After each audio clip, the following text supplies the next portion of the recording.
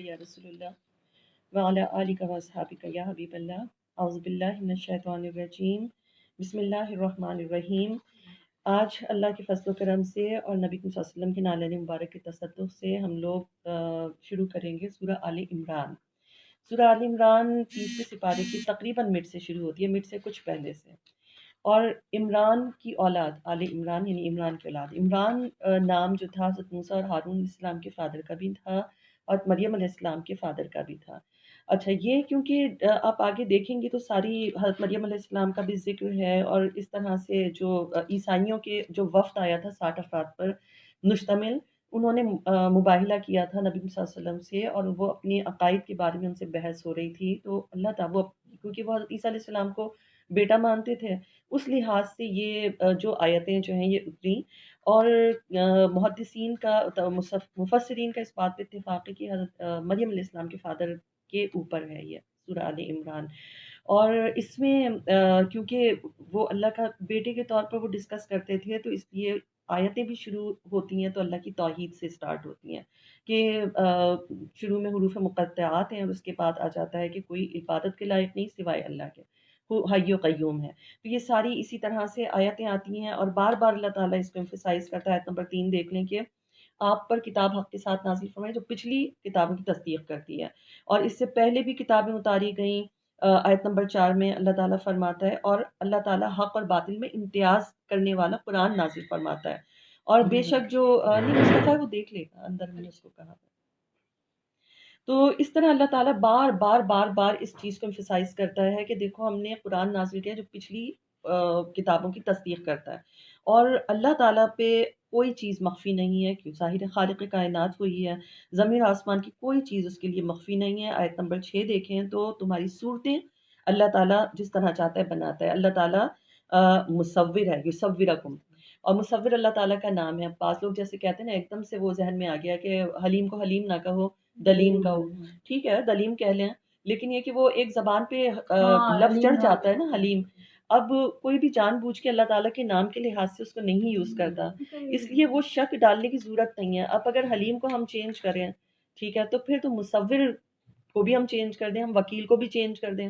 वकील को भी तो हम कह देते हैं ना कि वो वकील तो बहुत ही खुर्द-बुर्द करने वाला है। वो जैसे ऐसे ना कि अल्लाह ताला के जो नामों में रखा हुआ है, नाम रखे जैसे अब्दुल बासित है, तो हम पूरा नाम लेते हैं, पूरा उसका नाम नाम अब्दुल अब्दुल बासित बासित, तो तो मेरी बेहतरीन ज़बान पे है। अब्दुल बासित है, मेरे मैं बेटे का कभी बासित मोहम्मद नहीं बोलती। अनस बोलना ज़रूरी है, अनस हम नहीं बोलते, मोहम्मद बहुत अनस अच्छी बोलते हैं। बात अगर है। बासित बोलोगे तो फिर गुनाहगार हो गया। बिल्कुल। तो बच्चों को डांट भी रहे होते हैं, कह भी रहे होते हैं, हाँ, फिर भी तो इवन ख़वातीन में जैसे कोई मरियम है या फ़ातिमा नाम है, मेरी अम्मी का नाम भी फ़ातिमा था, अम्मी का नाम नफ़ीस फ़ातिमा, सास का नाम माशाल्लाह, कनीज़ फ़ातिमा। माशाल्लाह, तो वो यही हमारी नानी समझाती थी कि कभी भी उंगली भी नहीं उठाना इस नाम पे। बिल्कुल।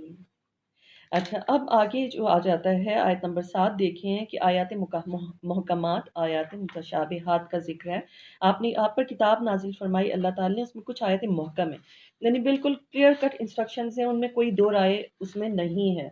और उसके बाद ही अल्लाह ताला फरमाते हैं कुछ आयतें मुतशाबह हैं, यानी मुतशाबिहात हैं, उनमें एहतिमाल है, उनमें शुबा हो सकता है लोगों को। आगे ये भी एक्सप्लेन कर दिया कि उनमें शुबा किन लोगों को होता है। वो लोग जिनके दिलों में ही कजी है, उसमें से सिर्फ मुतशाबिहात की पैरवी करते हैं और फितना परवरी की ख्वाहिश के ज़ेर असर असल मुराद की बजाय मनपसंद मायने लेने की कोशिश करते हैं। यहीं पर गड़बड़ हो जाती है और इसको अल्लाह ताला ने फरमाया है कि जिन लोगों के दिलों में कजी है वो ये काम करते हैं और असल मुराद इसकी अल्लाह ही बेहतर जानता है। आयत नंबर 8 क्या है? और जो ईमान वाले होते हैं वो कहते हैं अल्लाह हमें उस कजी से भी दूर रख, हमारे दिल को कजी से भी दूर रख, कजी भी पैदा ना फरमा। कि इसके बाद कि तूने हमें हिदायत अता फरमाई और हमें जो है अपनी तरफ से खास रहमत अता फरमा, तो वो हमारे दिलों में टेढ़ापन ना पैदा फरमा, हमारे दिलों को कजी से पाक रख। फिर अल्लाह ताला फरमाता है कि उस दिन पे कोई शक नहीं। आयत नंबर 9 में जब अल्लाह ताला सबको जमा करने वाला है और जिन्होंने कुफ्र किया उनके माल उन्हें अल्लाह के अजाब से नहीं बचा सके, ना ही उनकी औलाद। वही और जो लोग हैं वो दोज़ख का ईंधन है। आयत नंबर 11 में फ़िरौन उनसे पिछली कौमों का जिक्र आ गया है कि जिन्होंने हमारी आयतों को झुटलाया और अल्लाह ने उनको क्यों पकड़ा, उन्हीं के गुनाहों की बाइस। बार-बार अल्लाह ताला यही फरमाता है कि बनी इसराइल भी जो हरकतें करते थे अल्लाह ताला ने उनको भी अजाब अगर देता था, उनके अपने किए की वजह से देता था। अल्लाह ताला किसी को अजाब देना नहीं चाहता, लेकिन उनके दिलों के टेढ़ेपन की वजह से, उनकी नाफरमानियों की वजह से अल्लाह ताला جو ہے ان پر عذاب نازل فرماتا ہے۔ اور کافروں سے فرما دیں، آیت نمبر 12 ہے کہ تم عنقریب مغلوب ہو جاؤ گے اور جہنم کی طرف ہانکے جاؤ گے، وہ بہت ہی برا ٹھکانہ ہے۔ اچھا، آقا علیہ السلام بدر میں جب فتح یابی ہو گئی مسلمانوں کو، تو یہود کو دعوت اسلام دی اور فرمایا کہ اگر تم اسلام نہ لائے تو تمہارا بھی جو حال ہے وہ انجام قریش مکہ کی طرح کا ہوگا۔ اس پر یہودی جو تھے غصے میں لال پیلے ہو گئے، اور کہ آپ نے تو اس سے پہلے چند ناتجربہ کار لوگوں سے ہی آپ کے انٹریکشن ہوا ہے، ہم سے اگر کسی نے ٹکر لی تو پتہ چلے گا۔ تو اس گستاخی کی وجہ سے یہ آیت نازل ہوئی کہ فرما دیجئے تم ہی مغلوب ہو جاؤ گے عنقریب، غلبہ تم پر پا لیا جائے گا اور تم ہی جہنم کی طرف ہانکے جاؤ گے۔ آیت نمبر 13 کیا ہے؟ بے شک تمہارے لیے ان دو جماعتوں میں ایک نشانی ہے جو آپس میں مقابل ہوئیں۔ یہ میدان بدر کا قصہ ہے کہ میدان بدر میں جب دو جماعتیں مقابل ہوئیں ایک دوسرے کے، تو ایک جماعت جو تھی وہ اہل ایمان کی تھی، اللہ کی راہ میں وہ دفاعی جنگ کر رہے تھے، اور دوسری کافر تھی، ٹھیک ہے، یعنی کفار مکہ جنہوں نے مدینے پہ یعنی وہ کیا تھا، چڑھاؤ کیا تھا۔ تو اچھا، مسلمان جو تھے وہ آپ کو پتہ ہے 313 تھے بدر میں، اور وہ دیکھ رہے تھے اپنی آنکھوں سے دگنا دیکھ رہے تھے اپنی، لیکن اللہ اپنی مدد کے ذریعے جسے چاہتا ہے تقویت دیتا ہے۔ یقیناً اس میں آنکھ والوں کے لیے بڑی عبرت ہے۔ وہ اتنے سارے تھے لیکن اللہ تعالیٰ نے ان کے اوپر بھی رعب و دبدبہ پیدا کر دیا تھا، وہ اس پہ بھی بھاگ کھڑے ہوئے تھے۔ مسلمان 313 تھے اور ان میں صرف 6 زرہ پوش تھے، صرف 2 گھوڑے تھے اور 70 اونٹ اور 8 تلواریں تھیں، اور کفار 950 کا لشکر اور اسلحہ ان کے پاس بے پناہ تھا، اور مسلمان کفار کو دیکھ رہے تھے کہ ہم سے کہیں زیادہ ہیں، لیکن ثابت قدم رہے، اور کفار کے 70 سردار بھی مارے گئے، ان میں ابو جہل بھی مارا گیا، اور 70 قیدی بنائے گئے۔ تو اتنا اللہ تعالیٰ نے ان کے اوپر کرم کیا کیونکہ وہ ڈٹرمنیشن کے ساتھ ایمان پر ڈٹے ہوئے تھے، اور لوگوں کے لیے ان خواہشات کی محبت آراستہ کر دی گئی ہے۔ نمبر 14 آیت ہے جن میں عورتیں، اولاد، سونے چاندی کے جمع کیے ہوئے خزانے، نشان کیے ہوئے خوبصورت گھوڑے، مویشی، کھیتی، یہ سب دنیا کا سامان ہے۔ اللہ تعالیٰ فرماتے ہیں یہ سب خواہشات ہیں جو ہم نے لوگوں کے لیے آراستہ خوبصورت بنا دی ہیں۔ آیت نمبر 15 میں کیا آ رہا ہے کہ اے حبیب صلی اللہ علیہ وسلم آپ فرما دیں کیا میں تمہیں ان سب سے بہترین چیزوں کی خبر دوں؟ تو ہاں، پرہیزگاروں کے لیے ان کے رب کے پاس جنتیں ہیں جن کے نیچے نہریں بہہ رہی ہوں گی، ہمیشہ ان میں رہیں گے، پاکیزہ بیویاں ہوں گی، اللہ کی طرف سے یہ خوشنودی نصیب ہوگی۔ آگے آیت نمبر 16 آ جاتا ہے کہ جو کہتے ہیں ہمارے رب ہمیں یقیناً ایمان لیا ہے، سو ہمارے گناہ معاف فرما، ہمیں دوزخ کے عذاب سے بچا لے۔ پھر یہ صبر کرنے والے لوگ ہیں، اللہ تعالیٰ ان کی کوالٹیز بتا رہا ہے آیت نمبر 17 میں کہ صبر کرنے والے ہیں، قول و عمل میں سچائی والے ہیں، رب کی اطاعت میں ادب کے ساتھ جھکنے والے ہیں، اللہ کی راہ میں خرچ کرنے والے ہیں، اور رات کے پچھلے پہر اٹھ کر معافی مانگنے والے ہیں۔ اللہ نے اس بات پہ گواہی دی، اللہ نے بھی اس بات پہ گواہی دی کہ سوائے اس کے کوئی عبادت کے لائق نہیں، فرشتوں نے بھی، علم والوں نے بھی یہ اس بات کی گواہی دی، اور ہر تدبیر عدل کے ساتھ فرمانے والا ہے۔ اور بے شک آیت نمبر 19 دیکھیں کہ اللہ کے نزدیک اسلام ہی دین اسلام اصل دین ہے، اور اہل کتاب نے جو اپنے پاس علم آ جانے کے بعد اختلاف کیا، یہ بار بار یہ آیت آ رہی ہے، جو اختلاف انہوں نے کیا وہ اپنے حسد اور بغض کی اور اناد کی وجہ سے کیا، اور جو کوئی انکار کرے تو بے شک اللہ حساب میں جلدی فرمانے والا ہے۔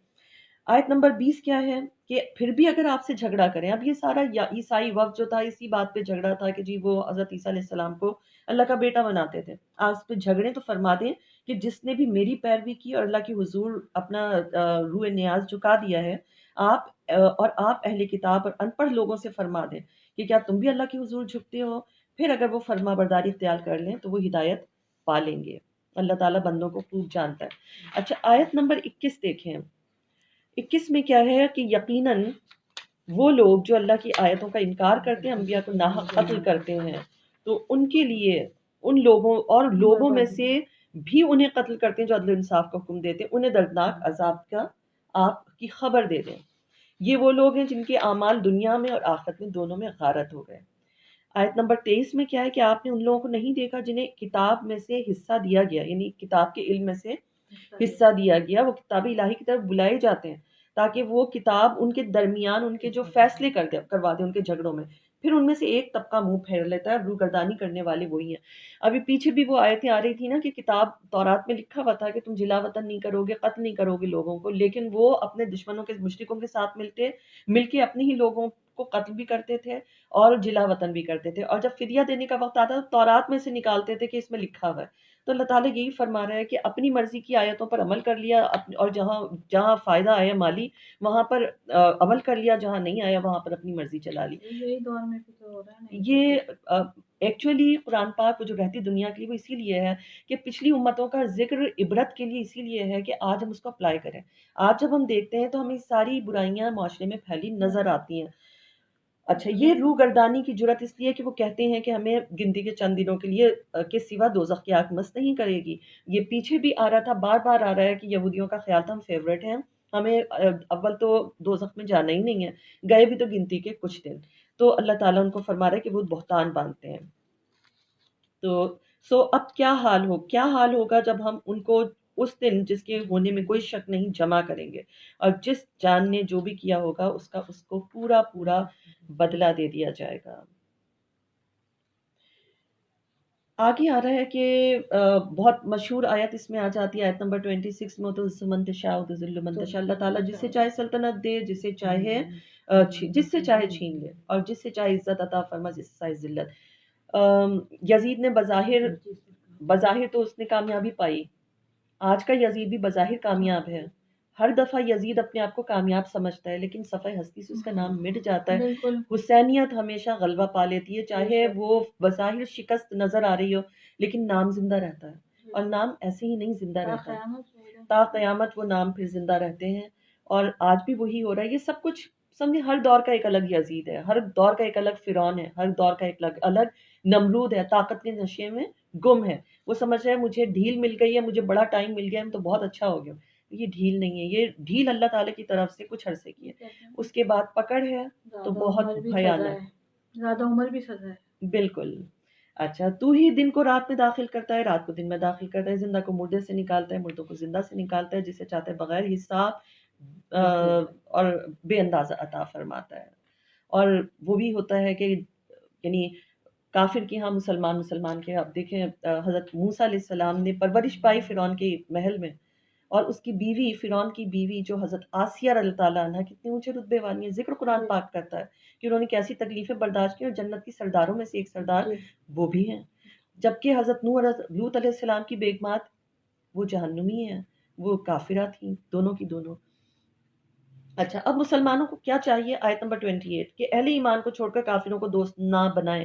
یہ بھی آج اپلائی ہو رہا ہے، ہر دور میں اپلائی ہوتا رہا ہے. آخر کو ٹیپو سلطان کے ساتھ بھی تو یہی سارا کچھ ہوا کہ وہ میر جعفر، میر صادق، تو ہر زمانے میں رہے ہیں یہ لوگ. تو وہ کافروں کو دوست نہ بنائیں. جو کوئی ایسا کرے گا اللہ کی دوستی میں اسے کچھ نہیں ہوگا سوائے اس کے کہ تم ان کے شر سے بچنا چاہو. اللہ تمہیں اپنی ذات کے غضب سے ڈراتا ہے، اللہ ہی کی طرف لوٹ کر جانا ہے. تو فرما دیا اہل ایمان کو چھوڑ کر تم کافروں کو دوست مت بناؤ. دوست وہ ہوتا ہے جس سے آپ اپنے راز شیئر کر لیتے ہیں، تو ان کے ساتھ اپنے راز شیئر بالکل نہ کرو، ان کو اپنا دشمن سمجھو. وہ ہمیشہ آپس میں ایک دوسرے کے ساتھ مل کے مسلمانوں کے خلاف کام کریں گے. بظاہر آپ کے دوست نظر آ رہے ہیں.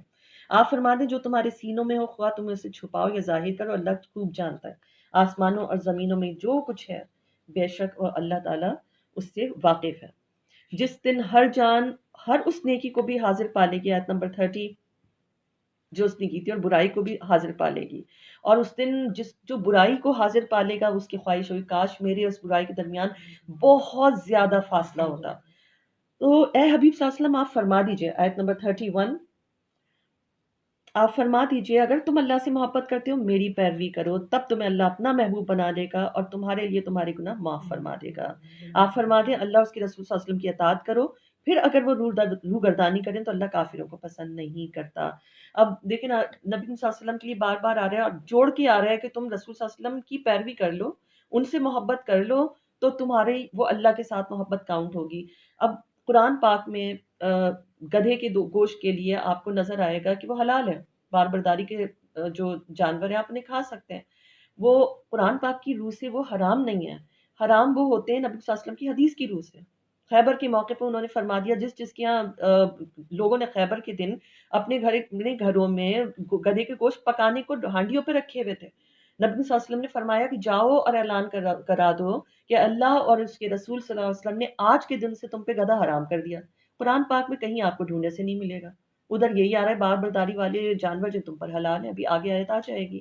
اور نبی صلی اللہ علیہ وسلم سے فرمایا کہ آپ اعلان کر دیں، اور وہ کیا اعلان فرما رہے ہیں؟ اللہ اور اس کے رسول صلی اللہ علیہ وسلم یہ اعلان کرتے ہیں کہ تم اس کو چھوڑ دو آج کے دن سے. اور لوگوں نے پکتی ہوئی جو ہانڈیاں تھیں ان کو الٹ دیا، پھینک دیا، ختم کر دیا. اب جن کو بہت زوم ہے کہ ہم حدیث کو نہیں مانتے، تو ان کو کیا چاہیے؟ وہ گدھے کا گوشت کھانا شروع کر دیں، کیونکہ گدھے کا گوشت قرآن کی روح میں سے تو حلال ہے. نبی صلی اللہ علیہ وسلم نے فرمایا کہ یہ حرام کر دیا ہے، تو ان کے کہنے پہ ہم لوگوں نے حرام اس کو جان لیا اور ہم نہیں کھاتے. اللہ کا لاکھ لاکھ شکر ہے. تو بہت بے شمار چیزیں آگے آئیں گی کہ نبی صلی اللہ علیہ وسلم کے بتانے پر ہمیں پتہ چلا ہے جیسے کیسے نماز پڑھیں، جیسے میں کرتا جاؤں نماز پڑھتے جاؤ، وہ اس میں تو نہیں لکھا ہوا کیسے نماز پڑھو. اچھا، آپ اس کے بعد آیت نمبر 33، بے شک ہم نے آدم اور نوح علیہ السلام کو، آل ابراہیم کو، آل عمران کو سب جہان والوں پر بزرگی عطا فرما دی. اب آگے کیونکہ انہی کی حضرت مریم علیہ السلام ہی کی والد اور والدہ کا ذکر آ رہا ہے، تو یہ آل عمران اسی لیے مفسرین کہتے ہیں کہ یہ مریم علیہ السلام کے فادر کا یہ ذکر ہے. ان کو بزرگی میں، سب جہان والوں پر بزرگی میں منتخب فرما لیا. اچھا یہاں لکھو ان اللہ اصطفیٰ، نبی صلی اللہ علیہ وسلم کا نام ہے مصطفیٰ، ٹھیک ہے، چن لیا، بزرگی کے لیے چن لیا. یہاں بھی اللہ تعالیٰ نے چن لیا ان لوگوں کو. یہ ایک ہی نسل ہے، ذریتم بعضھا من بعض، یہ ایک ہی نسل ہے، ان میں سے بعض کی اولاد ہیں.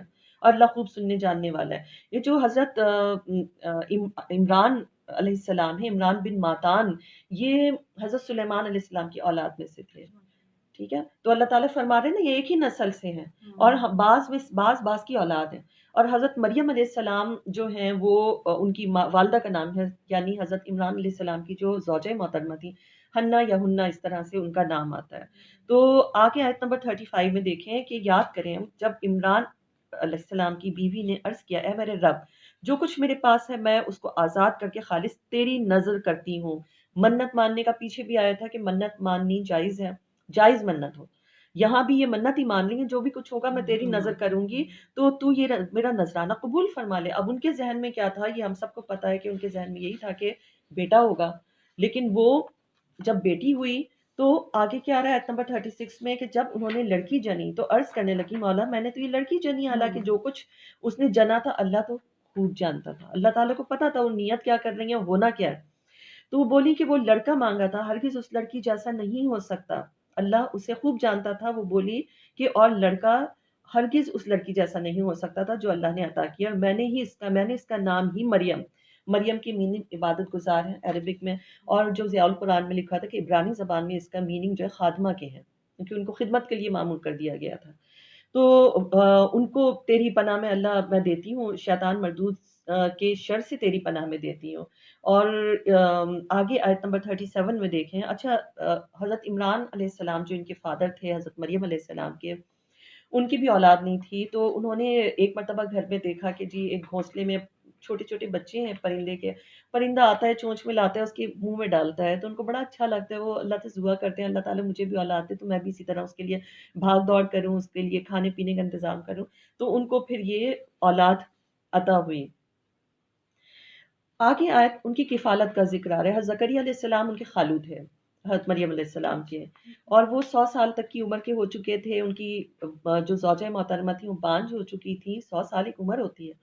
تو اس کے رب نے اس کو یعنی مریم علیہ السلام کو قبولیت کے ساتھ قبول فرما لیا، اچھی پرورش کے ساتھ پروان چڑھایا اور حضرت زکریا علیہ السلام کے سپرد کر دیا. وہاں پر جتنے حجرے تھے آج بھی وہ حجرات میں سے ایک لیبل کیا ہوا کہ حضرت مریم علیہ السلام کا حجرہ، یہ بیت المقدس میں کئی حجرے تھے، تو وہاں پہ ان کا کمرے مبارک حجرہ مبارک کے باہر لکھا ہوا ہے جہاں بن موسم کے پھل آتے تھے.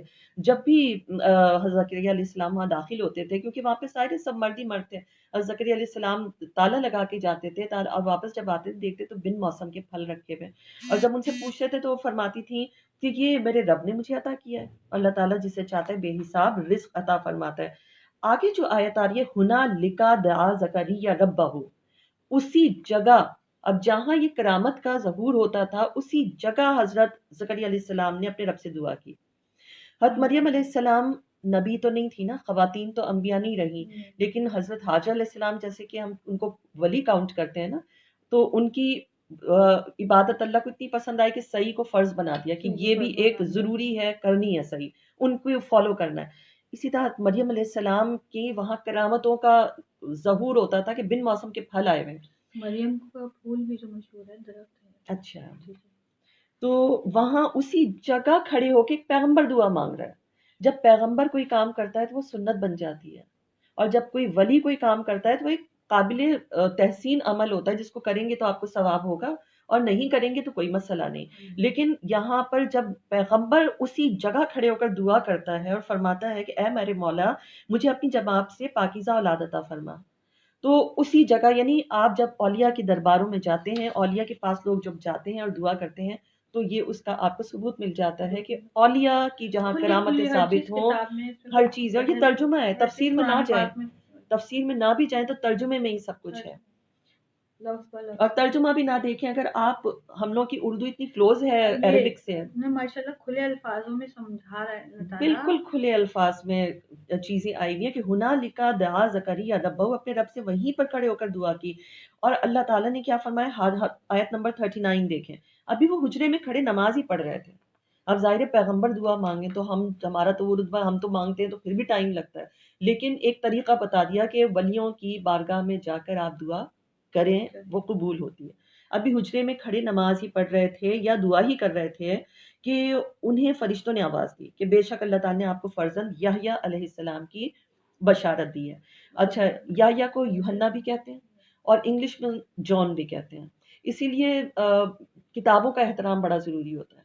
قرآن پاک تو ہے ہی نا، جب ہم انگلش لٹریچر پڑھتے ہیں، اگر آپ انگلش ناولز بھی اٹھا لیں تو ان میں جان، ابراہم، ایڈم، ماریا، مریم، جبرائیل، گیبرائیل، اور اس طرح کے جوزف، ٹھیک ہے، یوحنا، یہ سارے نام ان میں جب ہوتے ہیں تو کیا ہمیں کیئر نہیں کرنی چاہیے؟ ہم پہ فرض ہے کہ ہم انگلش لٹریچر کا بھی جو ہے نا، اگر وہ فضول کتابیں بھی رکھی ہوئی ہیں تو ان میں کیا پتہ رائٹر کا نام کیا ہے، کیا پتہ اندر کون کون سے نام یوز ہوئے ہیں۔ ہمارے پیغمبروں کے نام وہ یوز کر رہے ہیں، ان کے یہاں ٹھیک ہے وہ ان کا اسٹائل الگ ہے لکھنے کا، لیکن ہمارے تو پیغمبر ہیں، ہماری تو سر آنکھوں پہ ہے، ملائکہ کے نام ہیں، تو اس کا ہم لوگوں کو یہاں قرآن پاک کا ادب کروانا مشکل ہو جاتا ہے، تو انگلش والے کا تو پھر اور مصیبت ہو جاتی ہے، اس کو تو پھر لوگ ایسے سائٹ پہ ڈالتے ہیں۔ قرآن پاک ہی کو دیکھ کر انسان جل بن جاتا ہے کہ اللہ یہ قرآن پاک ہے جس کو اس طرح نیچے رکھ دیا گیا۔ حتیٰ کہ جو مکہ مدینے میں بھی وہیں سے سیکھ کر آتے ہیں کہ وہ زیادہ جانتے ہیں۔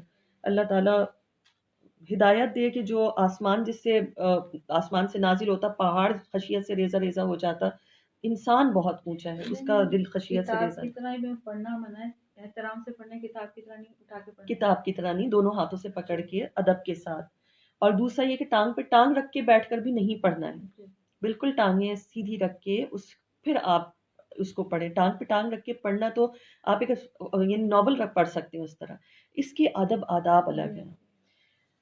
اچھا، اب کیا ہے، ابھی وہ حجرے میں ہی ان کو پھر یہ بشارت مل گئی، جو کلمۃ اللہ ہیں یعنی حضرت عیسیٰ علیہ السلام کی تصدیق کرنے والے ہوں گے، سردار ہوں گے، عورتوں سے بے رغبت ہوں گے، اور ہمارے خاص نیکوکار بندوں میں سے ہوں گے، اور حضرت یحییٰ علیہ السلام کی خشیت کا وہ عالم تھا، بچپن میں ہی رو رو کے ان کے نشان پڑ گئے تھے۔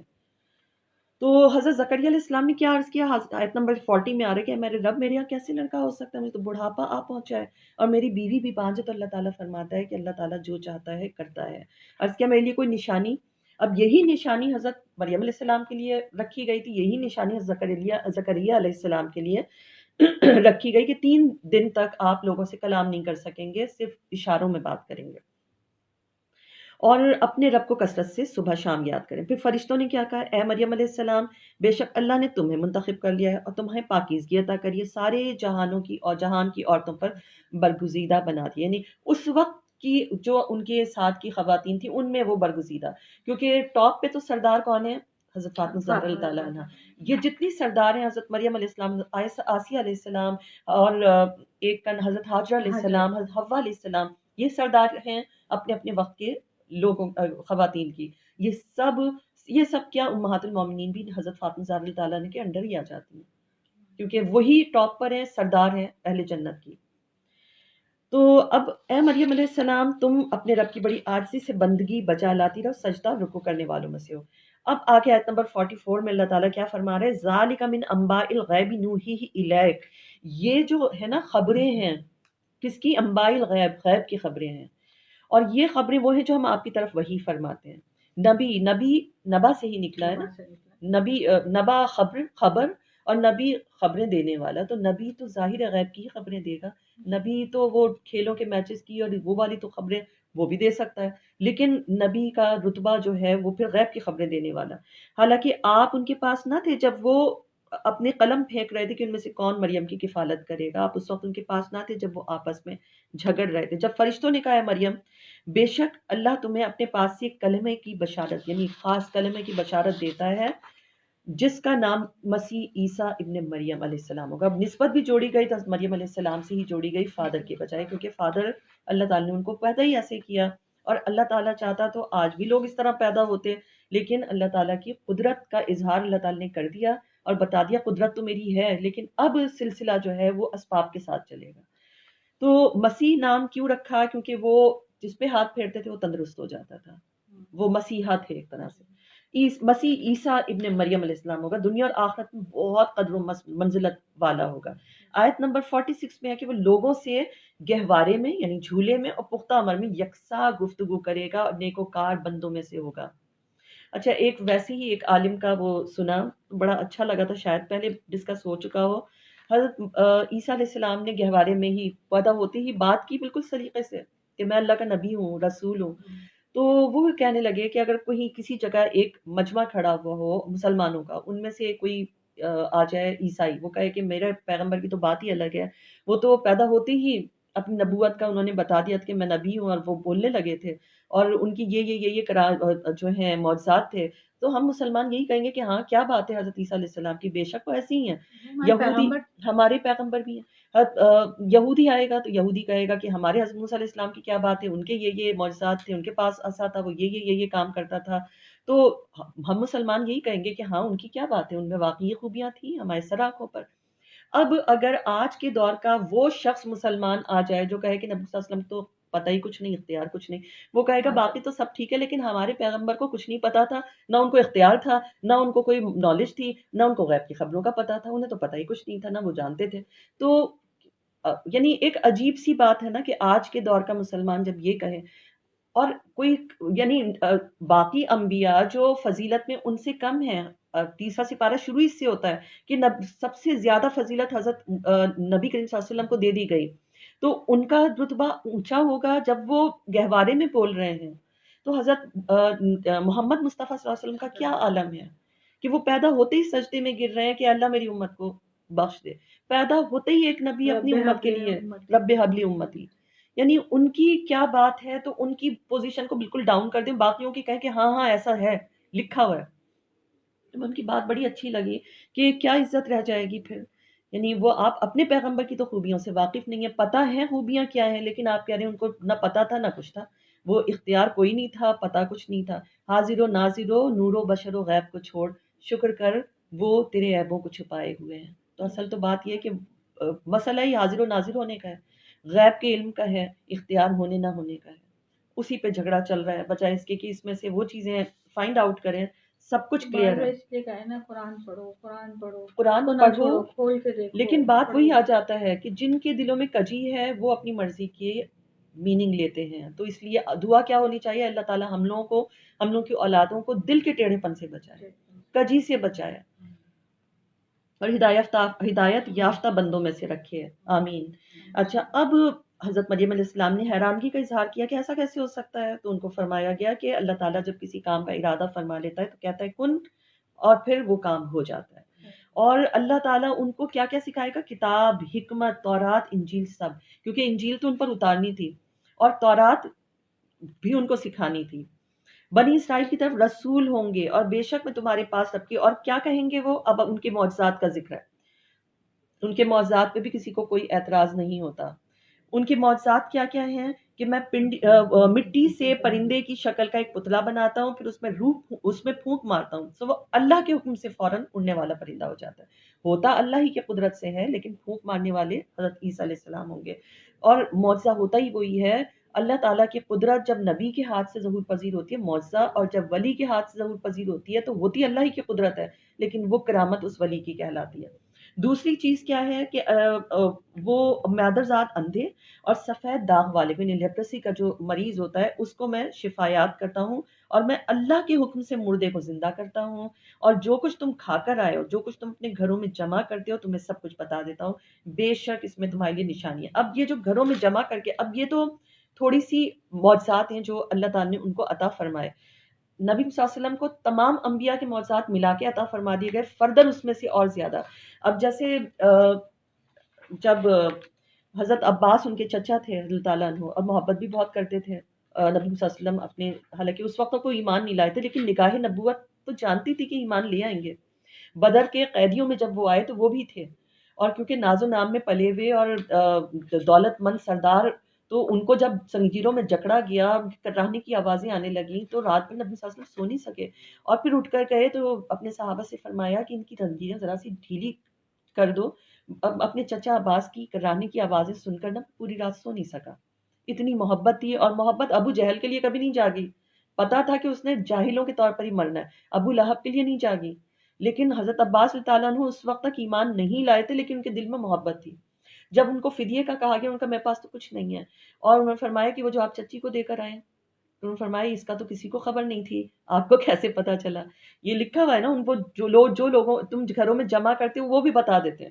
تو یہ تو حضرت عیسیٰ علیہ السلام کی معجزات ہیں۔ نبی صلی اللہ علیہ وسلم فرمایا کہ آپ اتنے پیسے رکھوا کر آئے کہ نہیں تو کسی کو نہیں پتا تھا، آپ واقعی پیغمبر ہیں، ایمان لے آئے، کہ آپ کو پتا ہے جو چیز کسی کو نہیں پتا تھی، خفیہ طریقے سے ان کو دی تھی، انہوں نے سنبھال کے رکھی، اس کا آپ کو پتا ہے، تو آپ واقعی پیغمبر ہیں۔ تو یہاں پر ان کا یہ معجزہ آیا ہے نبی صلی اللہ علیہ وسلم کے معجزات سے، تو 300 سے اوپر معجزات، کسی کو 9 معجزات، کسی کو 2 معجزات، کسی کو کم معجزات، کسی کو زیادہ، اور نبی صلی اللہ علیہ وسلم کو 300 کے قریب معجزات، بلکہ ان سے بھی زیادہ۔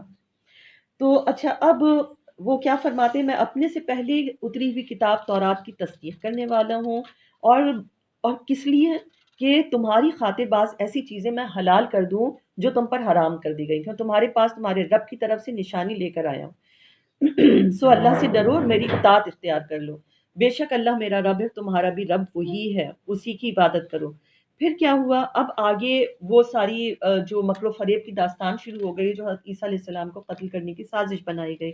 پھر آیت نمبر 54 میں کیا ہے کہ جب عیسیٰ علیہ السلام نے ان کا کفر محسوس کیا تو اللہ سے کہا، تو انہوں نے کہا کہ اللہ کی طرف کون لوگ میرے مددگار ہیں؟ ان کے کچھ حواری تھے نا جو ان کے ساتھ 12 اس طرح کے تھے، مخلص ساتھیوں نے عرض کیا ہم اللہ کے دین، ہم اللہ کے مددگار ہیں، انصار اللہ، ٹھیک ہے، ہم مددگار ہیں۔ مددگار کو انصار کہتے ہیں۔ جو مدینے میں جب آئے تھے مہاجرین تو انصار کے میننگ ہی مددگار ہے، اور نبی صلی اللہ علیہ وسلم کا ناصر نام ہی مدد کرنے والا ہے، مددگار۔ تو ہم اللہ کے مددگار ہیں، ہم اللہ پر ایمان لائے، گواہ رہے ہیں، آپ گواہ رہے ہیں کہ ہم یقیناً مسلمان ہیں۔ اے ہمارے رب، ہم اس کتاب پر ایمان لائے اور ہم نے اس رسول کی پیروی کی۔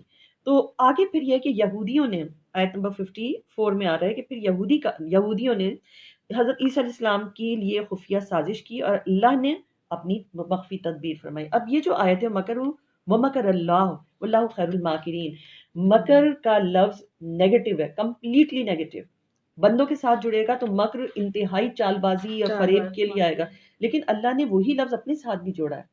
اب اگر کوئی بے ادب ترجمہ کرے گا تو کہے گا لوگوں نے مکر کیا، اللہ نے بھی مکر کیا، نعوذ باللہ۔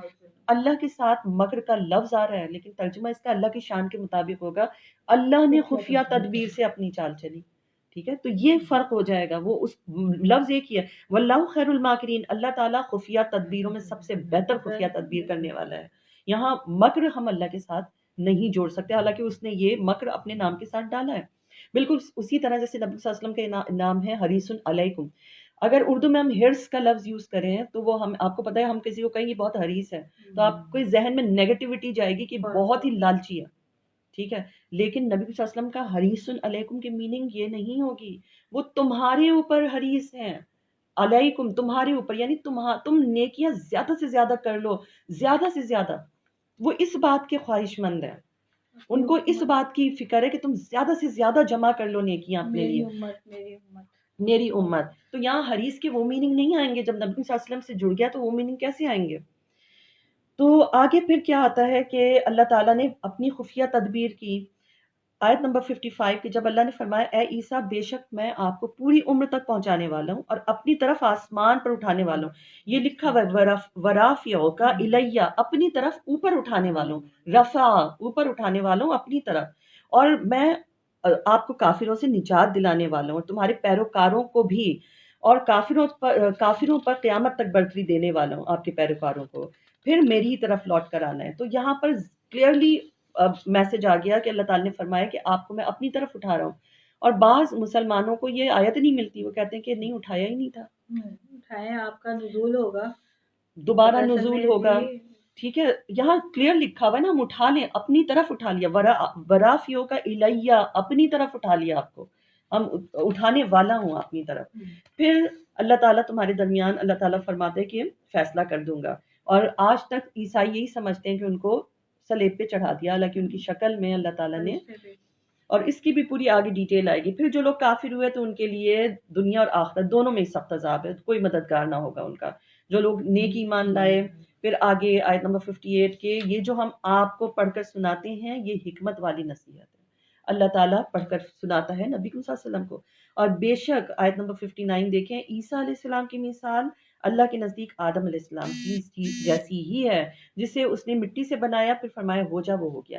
جس طرح حضرت آدم علیہ السلام کو بغیر ماں باپ کے پیدا کیا، تو پھر بغیر باپ کے انہیں پیدا کرنا کون سا مشکل تھا. تو اللہ ان کی مثال اسی ایک جیسی ہے. پھر کیا ہے کہ امت کی تنبیہ کے لیے اللہ تعالیٰ کیا فرمایا رہا ہے آیت نمبر 16 میں، یہ تمہارے رب کی طرف سے حق ہے، شک کرنے والوں میں مت ہو جانا. جہاں شک آ گیا وہاں دین ہی نہیں. آگے ایک آیت بھی آئے گی کہ دین میں کوئی شک نہیں. آیت نمبر 61 آیا مباہلہ ہے. مباہلہ کی میننگ کیا ہے؟ گڑ گڑا کر دعا کرنا. بس آپ کے پاس علم آ جانے کے بعد جو شخص عیسیٰ علیہ السلام کے معاملے میں آپ سے جھگڑا کرے تو آپ فرما دیں کہ آ جاؤ، ہم اپنے بیٹوں کو، تمہارے بیٹوں کو، اپنی عورتوں کو، تمہاری عورتوں کو، اپنے آپ کو اور تمہیں بھی بلا لیتے ہیں، پھر ہم مباہلہ کرتے ہیں، یعنی گڑ گڑا کر دعا کرتے ہیں، جھوٹوں پہ اللہ کی لعنت بھیجتے ہیں. یہ وہ آیت ہے. آیت میں دیکھیں لکھا ہوا ہے تعالوا ندعو ابناءنا وابناءکم، ٹھیک ہے، اپنے بیٹوں کو بلاؤ، ہم اپنے بیٹوں کو، تم اپنے بیٹوں کو، ونساءنا، ہم اپنی عورتوں کو، ونساءکم، تم اپنی عورتوں کو، وانفسنا، ہم اپنے آپ کو، وانفسکم، تم اپنے آپ کو. یہ ہے. اب ایک ترجمے میں نے دیکھا کہ ترجمے میں ہی یہ ساری چیزیں غائب ہیں. تم اپنے لوگوں کو لے کر آؤ، ہم اپنے لوگوں کو، تو کلیئر ہی نہیں ہو پاتا نا. یہاں تو بیٹے اور عورتیں اور اپنی جانوں کا ذکر ہے. ان میں کون آئے؟ اچھا، اب ہوا یہ کہ جب عیسائی نجران کے جو آئے تھے 60 کے قریب، ان سے جب یہ بات چیت ہوئی اور حضرت نبی صلی اللہ علیہ وسلم کے پاس نبی صلی اللہ علیہ وسلم نے فرمایا کہ صبح جواب دوں گا، وہ جب سوالات کرنے لگے، اور وہی آئی کہ اب آپ ان سے مباہلہ کریں. تو مباہلہ کریں تو اس کی تفسیر یہ آتی ہے جو ضیاء القرآن میں بھی لکھی ہوئی ہے. اس میں یہ ہے کہ جب یہ مباہلے کی آیت آئی ہے تو نبی صلی اللہ علیہ وسلم نے جب فرمایا کہ اپنے بیٹوں کو، تو اپنے بیٹوں میں وہ لائے حضرت امام حسن حسین علیہ السلام کو، اور اپنی عورتوں میں وہ لے کر آئے سیدہ زہرا سلام اللہ علیہا کو، اور اپنی جانوں میں لے کر آئے حضرت علی علیہ السلام کو. تو یہ پنجتن پاک کی 5 ہستیاں اکٹھی جب بیٹھیں تو نبی صلی اللہ علیہ وسلم نے فرمایا اب جو میں دعا مانگوں تم آمین کہہ دینا. اب جب نجران کا جو وفد آیا تھا اس میں جو سردار تھا اس نے یہ منظر دیکھا، واپس کیا اپنے لوگوں میں، کہنا خبردار ان سے مباہدہ نہ کرنا، میں بے شک وہ صورتیں دیکھ کر آ رہا ہوں کہ اگر پیغمبر نے بددعا دے دی، کہہ دیا کہ پہاڑوں کے درمیان عیسائیوں کو کچل دو، اور انہوں نے کہہ دیا آمین، تو ہم کہیں کے نہیں رہیں گے، ہم میں سے کوئی عیسائی بچے گا نہیں، چھوڑ دو، وہ اپنے دین پر، ہم اپنے دین پر. اچھا، اس کتاب میں، اس والے قرآن میں جو میں بتا رہی ہوں جہاں پر یہی غائب ہے، تم اپنے لوگوں کو لاؤ ہم اپنے لوگوں کو، وہاں یہ تفسیر میں یہ ہے ہی نہیں، پنجتن کا نام نہیں ہے، نام ہی نہیں ہے. اور چاہتے یہ بتایا گیا ہے کہ جو سردار تھا عیسائی وفد کا، اس پہ حقانیت واضح ہو گئی. کیسے واضح ہو گئی اس کا کچھ ذکر نہیں ہے، حقانیت واضح ہو گئی. اس نے کہا کہ بس آپ اپنے دین پر، ہم کوئی مباہلہ نہیں چاہتے. تو اس طرح یہ. اچھا، بعض کہتے ہیں کہ نبی صلی اللہ علیہ وسلم اور بیٹیوں کو بھی لانا چاہ رہے تھے، لیکن وہ ان کا انتقال ہو چکا تھا، اس لیے ان کو باقی بیٹیوں کو نہیں، حضرت فاطمہ زہرا اللہ تعالیٰ عنہ کو ہی لے کر آئے، باقی کو نہیں لے کر آئے. تو باقی اس وقت تک جو تھیں وہ انتقال فرما چکی تھیں، وہاں پر تھیں ہی صرف جب مدینہ شریف میں آئے ہیں تو صرف یہی بچی تھی آیت مباہلہ جب اتری ہے، یہی 5 ہستیاں جمع ہوئیں اور نبی صلی اللہ علیہ وسلم نے جو فرمایا اور جھوٹوں پر انہوں نے لعنت فرمائی، اور وہ نجران کے جو عیسائی وفد تھا وہ واپس چلا گیا کہ نہیں ہم جو ہیں آپ سے مباہلہ نہیں کرنا چاہتے۔ بے شک یہی سچا بیان ہے اور کوئی بھی اللہ کے سوا لائق عبادت نہیں، بے شک اللہ ہی بڑی غالب حکمت والا ہے، اور بے شک اور پھر اگر لوگ روگردانی کریں تو یقیناً اللہ فساد کرنے والوں کو خوب جانتا ہے۔ اب پھر اس کے بعد اہل کتاب کے لیے اللہ تعالیٰ فرما رہے نبی صلی اللہ علیہ وسلم کو کہ آپ فرما دیجئے کہ تم اس بات کی طرف آ جاؤ تمہارے درمیان اور ہمارے درمیان یکساں ہے، اور یکساں کیا تھی؟ کوئی بھی پیغمبر شرک کی دعوت دے کے نہیں آیا، ہر پیغمبر اللہ کی وحدانیت کی تعلیم دیتا ہوا آیا کہ شریک نہیں ٹھہراؤ گے، یہی بات یکساں ہے۔ اور ہم میں سے اور ابھی بھی دیکھیں، ٹھیک ہے اب آج کا عیسائی شرک کر رہا ہے، ٹھیک ہے، اور وہ کب سے شرک کر رہا ہے؟ ٹرینٹی کا تصور قرآن پاک سے ہی ہم لوگ کو پتہ چل جاتے، اس وقت سے ہی شروع کر دیا۔ لیکن اللہ کو، اسی اللہ کو اللہ تو مانتے ہیں، وہ عیسائی بھی مانتے ہیں، وہ یہودی بھی مانتے ہیں، وہ ہم آپ بھی مانتے ہیں مسلمان، یہ تینوں اہل کتاب آج بھی اسی اللہ کو اللہ مانتے ہیں، باقی جو بھی چینجز ہیں اسی اللہ کو اللہ مانتے ہیں، اور قیامت کے دن پہ بھی یقین رکھتے ہیں۔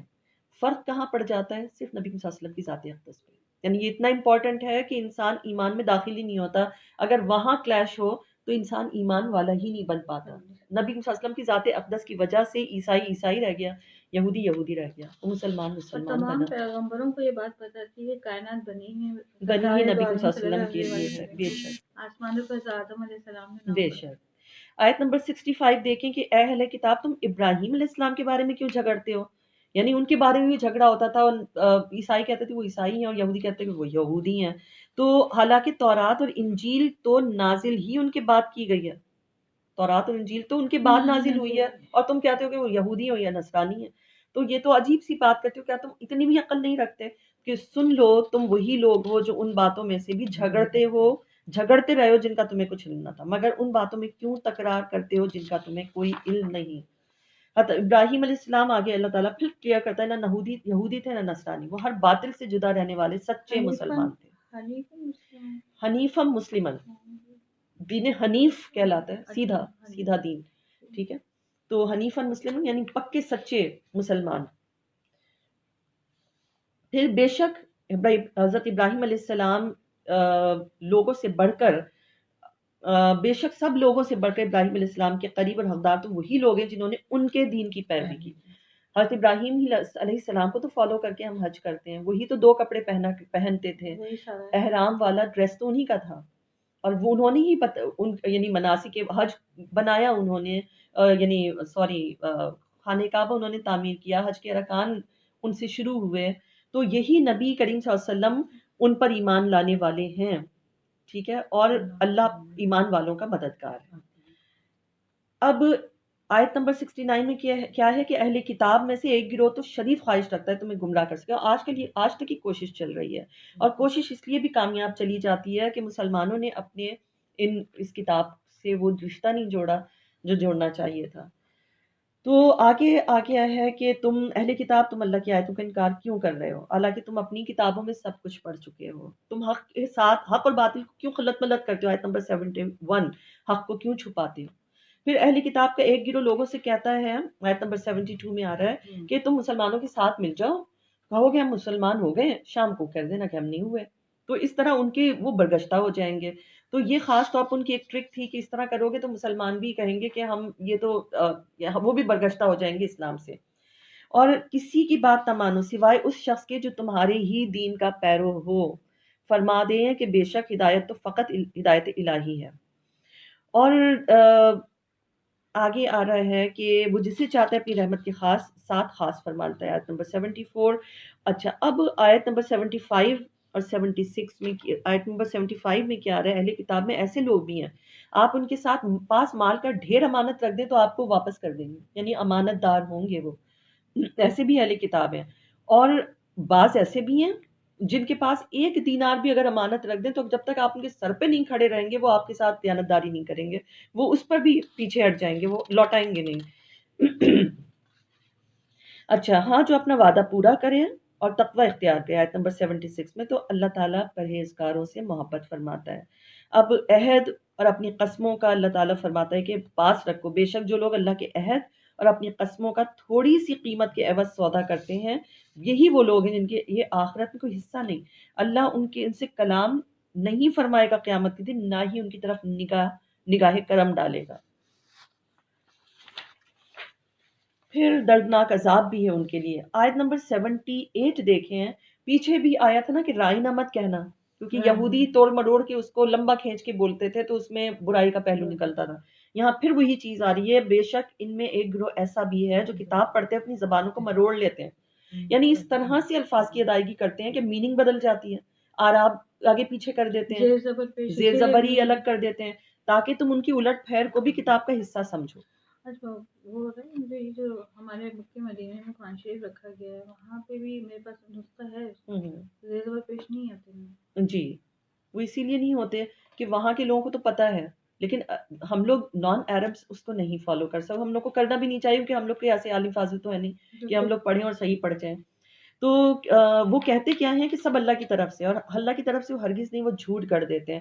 تو وہ کیونکہ اس طرح کی چینجز کر دیتے تھے، اس لیے اللہ تعالیٰ نے بتایا کہ یہود کا طریقہ یہی ہے کہ تورات میں نبی صلی اللہ علیہ وسلم کا ذکر آتا تھا اس کو پلٹ دیتے تھے، ورنہ انہیں پتا تھا کہ سبھی ان پر ایمان لے آئیں گے، ہماری چودراہت تو ختم ہو جائے گی، عراب میں رد و بدل اور سب کچھ کر دیتے.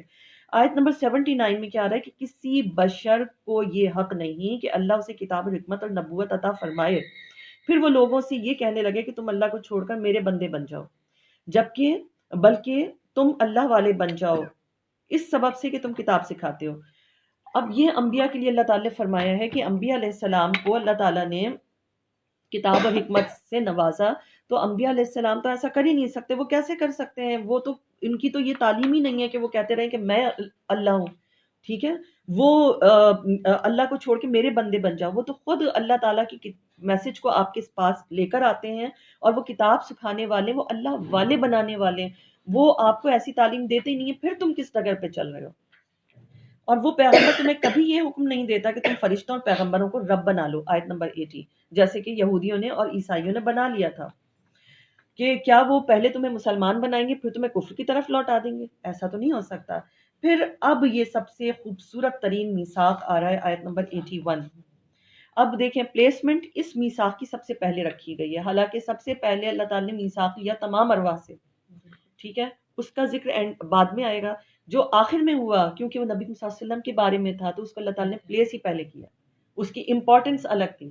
اب یہ کیا ہے کہ اور اے محبوب صلی اللہ علیہ وسلم وہ وقت یاد کریں جب اللہ نے انبیاء سے پختہ عہد لیا کہ جب میں تمہیں کتاب حکمت عطا کر دوں پھر تمہارے پاس وہ رسول جاءکم رسول مصدق لما معکم لتؤمنن به ولتنصرن، کہ جب آ جائے وہ رسول جو تصدیق کرتا ہو جو کچھ تمہارے پاس ہے تمہاری کتابوں کی، تو تم ضرور بالضرور ان کی نصرت کرنا، مدد کرنا.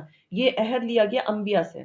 اب انبیاء تو ایسے ہستیاں نہیں تھی نا جو عہد سے پھر جاتی، پھر بھی اللہ نے عہد کیا، عہد ان سے لیا. اللہ تعالیٰ کو پتا تھا انبیاء نے تو ثابت قدم رہنا ہے، ان سے عہد لیا اور فرمایا کہ ضرور بالضرور ان پر ایمان لاؤ گے، لتؤمنن بہ، ان پر ایمان لاؤ گے ضرور بالضرور، ولا تنصرن، اور ضرور بالضرور ان کی مدد. مدد کیا تھی کہ کیا تم نے اقرار کیا؟ اور اس کے بعد فرمایا کہ کیا تم نے اقرار کیا؟ ایک دفعہ بتا دیا ایسا ضروری ہونا ہے، پھر فرمایا کیا تم نے اقرار کیا اور اس پر میرا بھاری عہد مضبوطی سے تھام لیا؟ پھر سب نے عرض کیا ہم نے اقرار کر لیا. فرمایا کہ تم گواہ ہو جاؤ. پھر دوبارہ فرما رہا ہے اللہ تعالیٰ تم گواہ ہو جاؤ، میں بھی تمہارے ساتھ گواہوں میں سے ہوں. یعنی اتنا پکا عہد لیا ہے، بار بار اس کی اللہ تعالیٰ جو ہے وہ تصدیق کروا رہا ہے کہ ایسا کرو گے، اور وہ کہتے ہیں ہاں ہم کریں گے. اور مدد کیا تھی؟ جو بھی پیغمبر آتا تھا کہتا تھا کہ دیکھو اگر میرے زمانے میں ہی نبی آخر الزمان صلی اللہ علیہ وسلم تشریف نہیں آئے تو میرے نام کا کلمہ پڑھنا چھوڑ دینا اور ان کی شریعت کو فالو کرنے لگ جانا. تو یہ وہ سب کہتے ہوئے آئے. آگے آیت نمبر 82 ہے کہ اللہ تعالیٰ نے فرمایا کہ پھر جس نے اس اقرار کے بعد روگردانی کی پس وہی لوگ نافرمان ہوں گے. اب یہ انبیاء کے لیے نہیں ہے، یہ پوری نوع انسانی کے لیے، کہ سب نے وعدہ تو کیا تھا. انبیاء تو پتا تھا کہ وہ تو روگردانی کر ہی نہیں سکتے، انبیاء تو ویسے ہی معصوم ہوتے ہیں کیا یہ اللہ کے دین کے سوا کوئی اور دین چاہتے ہیں؟ جو کوئی بھی آسمان و زمین میں اس نے خوشی سے یا لاچاری سے اسی کی فرما برداری اختیار کی ہے۔ اچھا، اسی طرح ایک وہ چھوٹی چھوٹی کلپس آ رہی ہوتی ہیں، تو ایک آ رہا تھا کہ جی یہ جو ہے چاند اور سورج یہ بھی سنی ہے، کیونکہ چاند نے کبھی کہا کہ اللہ نے مجھے حکم دی، اللہ حکم دے گا تو میں واپس پلٹوں گا، وہ ٹوٹوں گا ورنہ میں نہیں ٹوٹوں گا۔ نبی صلی اللہ علیہ وسلم نے اشارہ کیا، ان کا کیا، نبی صلی اللہ علیہ وسلم نے اشارہ کیا، وہ ٹوٹ گیا۔ اس نے یہ نہیں کہا کہ اللہ کہے گا تو میں کروں گا، نبی صلی اللہ علیہ وسلم کہنے پہ نہیں کروں گا۔ ایسی وہ ایک پوائنٹ لے کر آئے تھے، تو میں اچھا لگا کہ سورج نے بھی یہ نہیں کہا کہ میں واپس کیوں پلٹوں، میں اللہ کے حکم کا انتظار کروں گا۔ نبی صلی اللہ علیہ وسلم فرمایا واپس پلٹ جاؤ، حضرت عصر کی نماز جو قضا ہوتی وہ واپس پلٹ گیا۔ اس نے تو یہ نہیں کہا کہ میں اللہ کہے گا تو میں مانوں گا، نبی صلی اللہ علیہ وسلم کے کہنے پہ میں نہیں جاؤں گا واپس۔ تو یہ ہے کہ ان کی نصرت کا جو اللہ تعالیٰ نے فرمایا کہ ان کی نصرت کرنی ہے، تو تمام انبیاء نے ان کی نصرت کی، اپنا اپنا حق انہوں نے پورا کیا۔ اور آپ فرمائیے آیت نمبر 84 میں کہ ہم اللہ پر ایمان لائے ہیں اور جو کچھ ہم پر اتارا گیا ہے، اور جو کچھ ابراہیم، اسماعیل، اسحاق، یعقوب اور ان کی اولاد پر اتارا گیا، جو کچھ موسیٰ، عیسیٰ علیہ السلام اور جملہ انبیاء علیہ السلام کی طرف اتارا گیا، سب پر ایمان ہے اور ہم کسی پر میں فرق نہیں کرتے۔ اور پھر جو کوئی اسلام کے سوا کسی اور دین کو چاہے گا وہ قبول ہی نہیں کیا جائے گا، نقصان اٹھانے والوں میں سے ہوگا۔ اور جو لوگ ہدایت کے بعد کافر ہو گئے اور حالانکہ وہ اس امر کی گواہی دے چکے تھے کہ یہ رسول سچے ہیں، ان کے پاس واضح نشانیاں بھی آ چکی ہیں، ایسے لوگوں کی سزا کیا ہے کہ تمام اللہ کی فرشتوں کی، تمام انسانوں کی لعنت ان پر پڑتی رہے گی اور اس پھٹکار میں ہمیشہ گرفتار رہیں گے، عذاب میں کمی نہیں کی جائے گی اور مہلت بھی نہیں دی جائے گی۔ اور جنہوں نے اس کے بعد توبہ کر لی، اپنی اصلاح کر لی، تو اللہ تعالیٰ بڑا بخشنے والا مہربان ہے۔ اور جنہوں نے اپنے ایمان کے بعد کفر کیا، کفر میں بڑھتے گئے، ان کی توبہ قبول نہیں کی جائے گی، اور جو حالت کفر میں ہی مر گئے، سو ان سے کوئی شخص اگر زمین سونا چاندی بھی بھر دے، معاوضہ دینا چاہے، تب بھی ان کے لیے دردناک عذاب ہے، کوئی ان کی خلاصی نہیں ہے۔ اب آیت پارہ نمبر 4 شروع ہو گیا ہے، ہم لوگ کوشش کرتے ہیں سورہ آل عمران کو ختم کر لیں۔ تو سورہ آل عمران جو ہے یہ اب چوتھے سپارے میں جو اس کی کنٹینیوشن ہے، اس میں نام پارے کا کیا ہے؟ لن تنالو، لن کہتے ہیں ہرگز نہیں، تنالو تم پہنچ سکتے، ٹھیک ہے، یہ ہے بگننگ۔ اس میں نیکی کا کمال بتایا گیا ہے اور محبوب چیز کی قربانی کا بتایا گیا ہے، بیت الحرام کی خصوصیات بتائی گئی ہیں، شرف والی عمارت کون سی ہے اس کا بتایا گیا ہے، حج کی فرضیت ہے، پھر سب سے پہلی عبادت گاہ کون سی تھی اس کا بتایا جا رہا ہے، امت مسلمہ کی فضیلت بتائی جا رہی ہے، امر بالمعروف و نہی عن المنکر کے بارے میں آ رہا ہے، فضیلت کی حقدار کون ہیں، غزوہ بدر، غزوہ احد کی بھی آیات اس میں موجود ہیں۔ تو اس طرح یہ سورت جو ہے اس کو ہم آگے چلاتے ہیں۔ لن تنالوا البر، بر کہتے ہیں اللہ کی رضا کو، تم ہرگز اللہ کی رضا کو نہیں پہنچ سکو گے جب تک کہ تحبون، تنفقو، تم وہ چیز خرچ کر دو جو تمہیں سب سے محبوب ہو راہ خدا میں، اور اپنی محبوب چیز میں سے خرچ نہ کرو، اس وقت تک تم نیکی کو ہرگز نہیں پہنچ سکتے اللہ کی راہ میں جب تک یہ قربان نہ کر دو، جو کچھ بھی تم خرچ کرتے ہو اللہ اسے خوب جانتا ہے۔ اچھا، جب یہ آیت نازل ہوئی تو حضرت ابو طلحہ رضی اللہ تعالیٰ عنہ حاضر خدمت ہوئے نبی صلی اللہ علیہ وسلم کے پاس میں، فرمایا یا رسول اللہ صلی اللہ علیہ وسلم، مجھے اپنا باغ برہا سب سے زیادہ محبوب ہے، تو میں اس کو آپ کے حوالے کرتا ہوں، آپ جہاں مناسب خیال فرمائیں اس کو خرچ کر دیں۔ اب کتنا ایمان تھا، ہم لوگ تو اس پہ بھی سوچتے ہیں کہ تھوڑا سا اپنے لیے رکھ لیں۔ اچھا، نبی صلی اللہ علیہ وسلم نے فرمایا، انہوں نے خوشی کا اظہار فرمایا، انہوں نے فرمایا کہ اپنے قریب رشتہ داروں کو اس کو دے دو، اور ایسی بے شمار مثالیں ملتی ہیں۔ بلکہ حضرت ابو طلحہ رضی اللہ عنہ کا اس کا کنویں کا ذکر آتا ہے کہ 21 اور 22 جو گیٹ آتا ہے اندر والا، جو دارالتقویٰ سے انٹر ہوتے ہیں جب مدینے میں، تو وہاں اندر جائیں تو 3 جو ہیں، 2 یا 3 سرکولر نشان ہیں اگر کارپیٹ ہٹائیں، تو وہ جگہ ہے کنویں کی جو حضرت ابو طلحہ رضی اللہ تعالیٰ عنہ نے وقف کر دیا تھا، تو اس کے نشان ہے، اس کو بند کیا ہوا ہے۔ تو آیت نمبر 93 کیا ہے؟ تورات کے اترنے سے پہلے بنی اسرائیل کے لیے ہر کھانے کی چیز حلال تھی سوائے ان چیزوں کے لیے کی جو حضرت یعقوب علیہ السلام نے خود اپنے اوپر حرام کر لی تھی۔ فرما دے تورات لاؤ اور اسے پڑھو اگر تم سچے ہو۔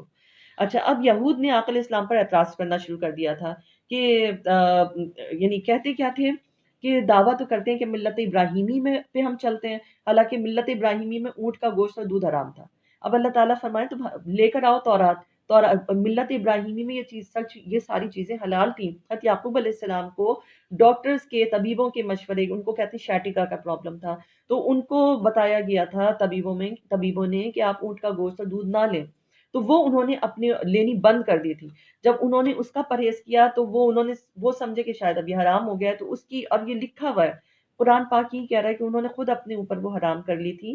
تو لے کر آؤ تورات کو پڑھو، اس میں سب لکھا ہوا ہے. لیکن وہ ہمت نہ کر سکے اور وہ تورات لے کر نہیں آئے. اچھا، آیت نمبر 94. پھر اس کے بعد بھی اللہ پہ کوئی جھوٹ گڑھے تو وہی لوگ ظالم ہیں. پھر فرما دیں کہ ابراہیم علیہ السلام کون تھے؟ مشرکوں میں سے نہیں تھے. پہلے بھی آ رہا ہے کہ وہ یہود اور نصارہ نہیں تھے، وہ تو تم سے پہلے بھی آ چکے تھے، تورات اور انجیل سے بھی پہلے. اور وہ خاص یعنی اللہ کے دین کی پیروی، تم ابراہیم علیہ السلام کے دین کی پیروی کرو جو ہر باطل سے منہ موڑ کے اللہ کے ہو گئے تھے، مشرکوں میں سے نہیں تھے. وما کان من المشرکین، ابراہیم حنیفہ، اللہ کی طرف ہو چکے تھے. آیت نمبر 96. سب سے پہلا گھر جو لوگوں کی عبادت کے لیے بنا دیا گیا وہ مکہ ہے، جو برکت والا ہے، سارے جہانوں کے لیے مرکز ہدایت ہے. اب حضرت ابو ذر غفاری اللہ تعالیٰ عنہ فرماتے ہیں کہ میں نے آقا علیہ السلام سے دریافت فرمایا کہ سب سے پہلا گھر کون سا ہے؟ انہوں نے فرمایا مسجد حرام. پھر انہوں نے فرمایا مسجد اقصی. اور دونوں کے درمیان فاصلہ کتنا ہے؟ 40 سال کا، 40 سال کا عرصہ ہے. اچھا، آگے پھر کیا آتا ہے کہ یہ جو ہیں اس میں کھلی نشانیاں ہیں. ان میں سے ایک حضرت ابراہیم علیہ السلام کی جائے قیام ہے، اور جو اس میں داخل ہو گیا مان پا گیا، اور اللہ کے لیے لوگوں پر اس گھر کا حج فرض ہو گیا. جو بھی استطاعت رکھتا ہو وہ پہنچ جائے. تو یہ جو حج کی فرضیت بھی یہاں پر آ گئی، اور اس میں حضرت ابراہیم علیہ السلام کی جو ہے وہ جگہ بھی جو ہے وہ بتا دی گئی. اور پہلا گھر بھی اللہ تعالیٰ نے بتا دیا کہ پہلا گھر مکہ ہی ہے اور کوئی سا نہیں ہے.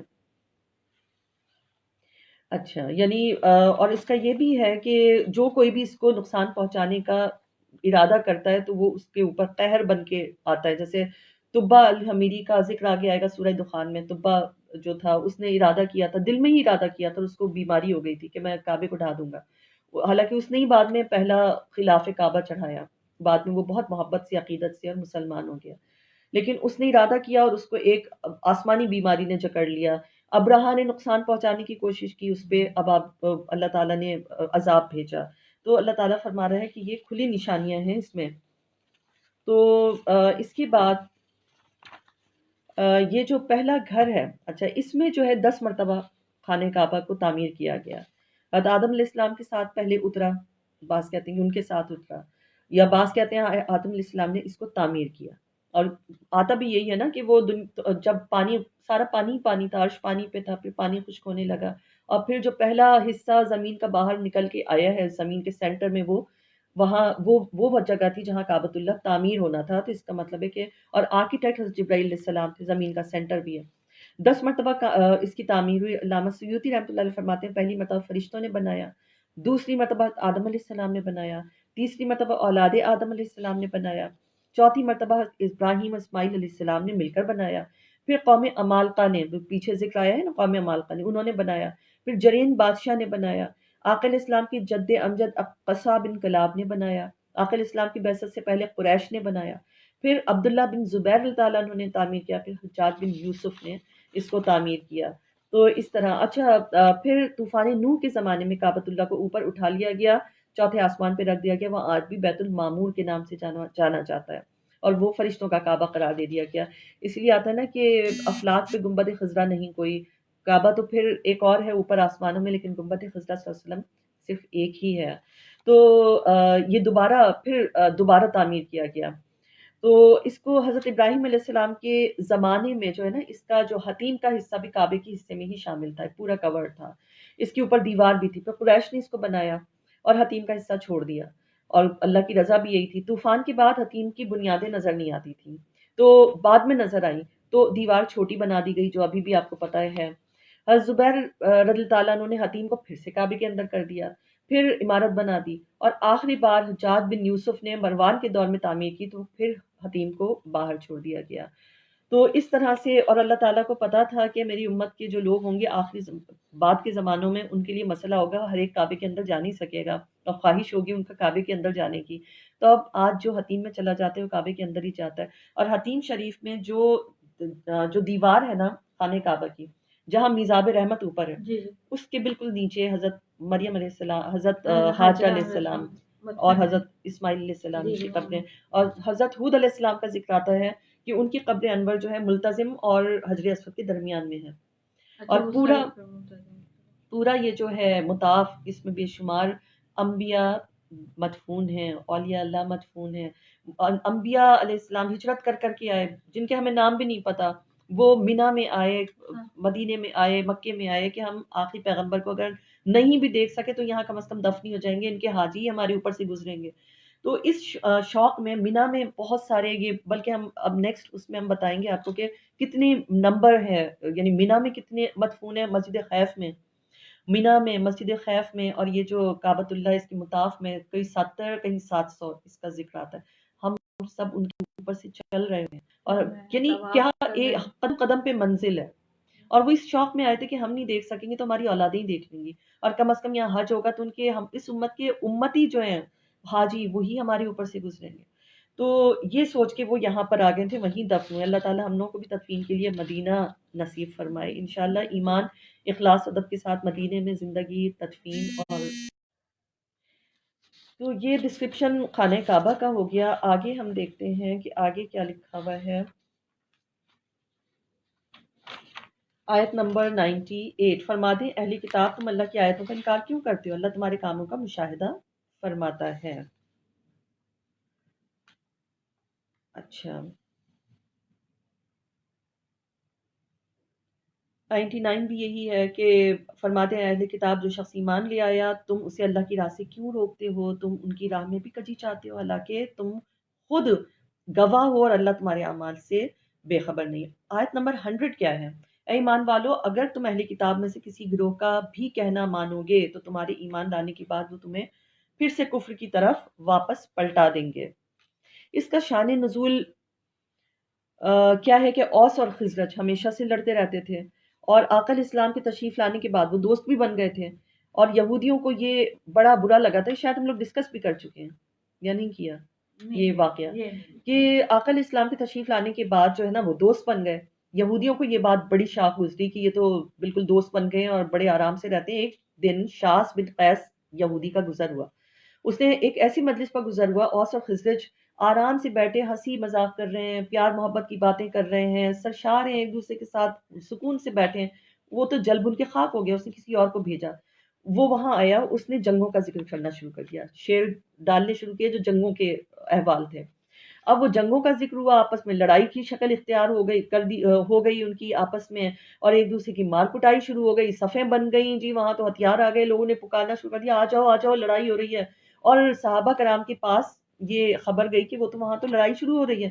آقا علیہ السلام صحابہ کرام کے ساتھ تشریف لائے، ان دونوں کے درمیان کھڑے ہو گئے اور انہوں نے فرمایا کہ تمہیں کیا ہو گیا ہے؟ میری موجودگی میں تمہارے ساتھ شیطان چل گیا ہے، میں موجود ہوں ابھی تمہارے درمیان، تم اچھے بھلے تھے اور تم دوبارہ سے زمانے جاہلیت میں واپس آ گئے ہو. ان کو احساس ہوا، ان کی آنکھوں میں آنسو آ گئے، انہوں نے ہتھیار پھینک دیے، ایک دوسرے سے گلے مل گئے. اور یہ بات جو ہے یہودیوں کو اور شاق گزری کہ ان کی جو یہ کوشش تھی وہ بیکار چلی گئی. پھر آیت نمبر 101 میں یہی آ رہا ہے کہ اب تم کس طرح کفر کرو گے حالانکہ تم وہ ہو، تم پر اللہ کی آیتیں تلاوت کی جاتی ہیں. وَأَنْتُمْ تُتْلَى عَلَيْكُمْ آیات اللَّهِ وَفِيكُمْ رَسُولُهُ. اب یہ آیت جو ہے رسول اللہ صلی اللہ علیہ وسلم تمہارے درمیان موجود ہیں، موجود تھے نہیں آ رہا، یہ بھی نہیں آ رہا کہ دیکھو جب وہ وصال پا جائیں گے اس کے بعد یہ آیت منسوخ ہو جائے گی. رہتی دنیا قیامت تک کے لیے تمہارے درمیان موجود ہیں. ٹھیک ہے اس وقت وہ فزیکلی بھی موجود تھے لیکن آیت تو آج تک موجود ہے، اس کی اللہ تعالی نے منسوخی کو تو نہیں کی کہ جب تک وہ زندہ ہوں گے تب تک تو تمہارے درمیان کہلائیں گے. اب نہیں ہے. وہ تو جب معراج شریف کی رات دنیا کو چھوڑ کر آسمانوں پر گئے تو دنیا ہی رک گئی، چلی نہیں. اب وجہ جو بھی ہو وہ اب جب جائیں گے تو کیا ہوگا؟ قیامت آئے گی، قیامت کا عذاب آ جائے گا. ابھی بعد میں سوال پوچھوں گی تو اس پہ اگر چاہیں تو لکھ سکتے ہیں. تو ان کا موجود ہونا ہمارے لیے باعث سے برکت ہے. جس لمحے اللہ تعالیٰ ان کو اوپر اٹھا لے گا، اس خطے کو اوپر اٹھا لے گا تو عذاب قیامت کا آ جائے گا. اور اس سے پہلے دنیا رک گئی تھی جب وہ آسمانوں پہ سیر کو چلے گئے تھے دنیا کے ساتھ، دنیا سے جب چلے گئے تھے. تو جو شخص اللہ کے دامن کو مضبوطی سے پکڑ لیتا ہے تو اللہ تعالیٰ کی طرف سے اسے سیدھی راہ ضرور عطا ہوتی ہے. اور بے شک اللہ سے ڈرا کرو اور تمہاری موت صرف اسی حال پر آئے کہ تم مسلمان ہو. آیت نمبر 102 ہے یہ. اور 103 جو ہے وَاعْتَصِمُوا بِحَبْلِ اللَّهِ جَمِيعًا وَلَا تَفَرَّقُوا، اللہ کی رسی کو مضبوطی سے تھام لو. اب اس کے لیے حضرت عباس اللہ تعالیٰ عنہ فرماتے ہیں کہ اللہ کی رسی سے مراد بھی نبی صلی اللہ علیہ وسلم ہے. سورہ فاتحہ میں صراط مستقیم سے مراد بھی نبی صلی اللہ علیہ وسلم ہے. تو اگر نبی صلی اللہ علیہ وسلم کے دامن اقدس کو کسی نے تھام لیا تو وہ اللہ کی رسی ہے نا، پھر تو کچھ اس کے لیے کوئی مسئلہ ہی نہیں ہے. اور اپنے اوپر اللہ کی اس نعمت کو یاد کرو جب تم ایک دوسرے کے دشمن تھے اور اللہ نے تمہارے دلوں میں الفت پیدا کر دی. اوس اور خزرج بھی آپس میں مل گئے. اب مسلمان جس دنیا کے جس خطے میں بھی جاتے ہیں دوسرے مسلمان سے مل کے خوشی ہوتی ہے نا کہ چلو مسلمان مل گیا، یہ تو بڑی اچھی بات ہو گئی. اب یہ تو اوپر لیول پہ کیا گیمز چل رہے ہیں وہ الگ ہے، لیکن جو عام پبلک ہوتی ہے، عام پبلک تو محبت کرتی ہے. ہم پاکستان میں اپنے ڈفرینٹ علاقوں میں جاتے ہیں، اتنی محبت کرتے ہیں یہ لوگ.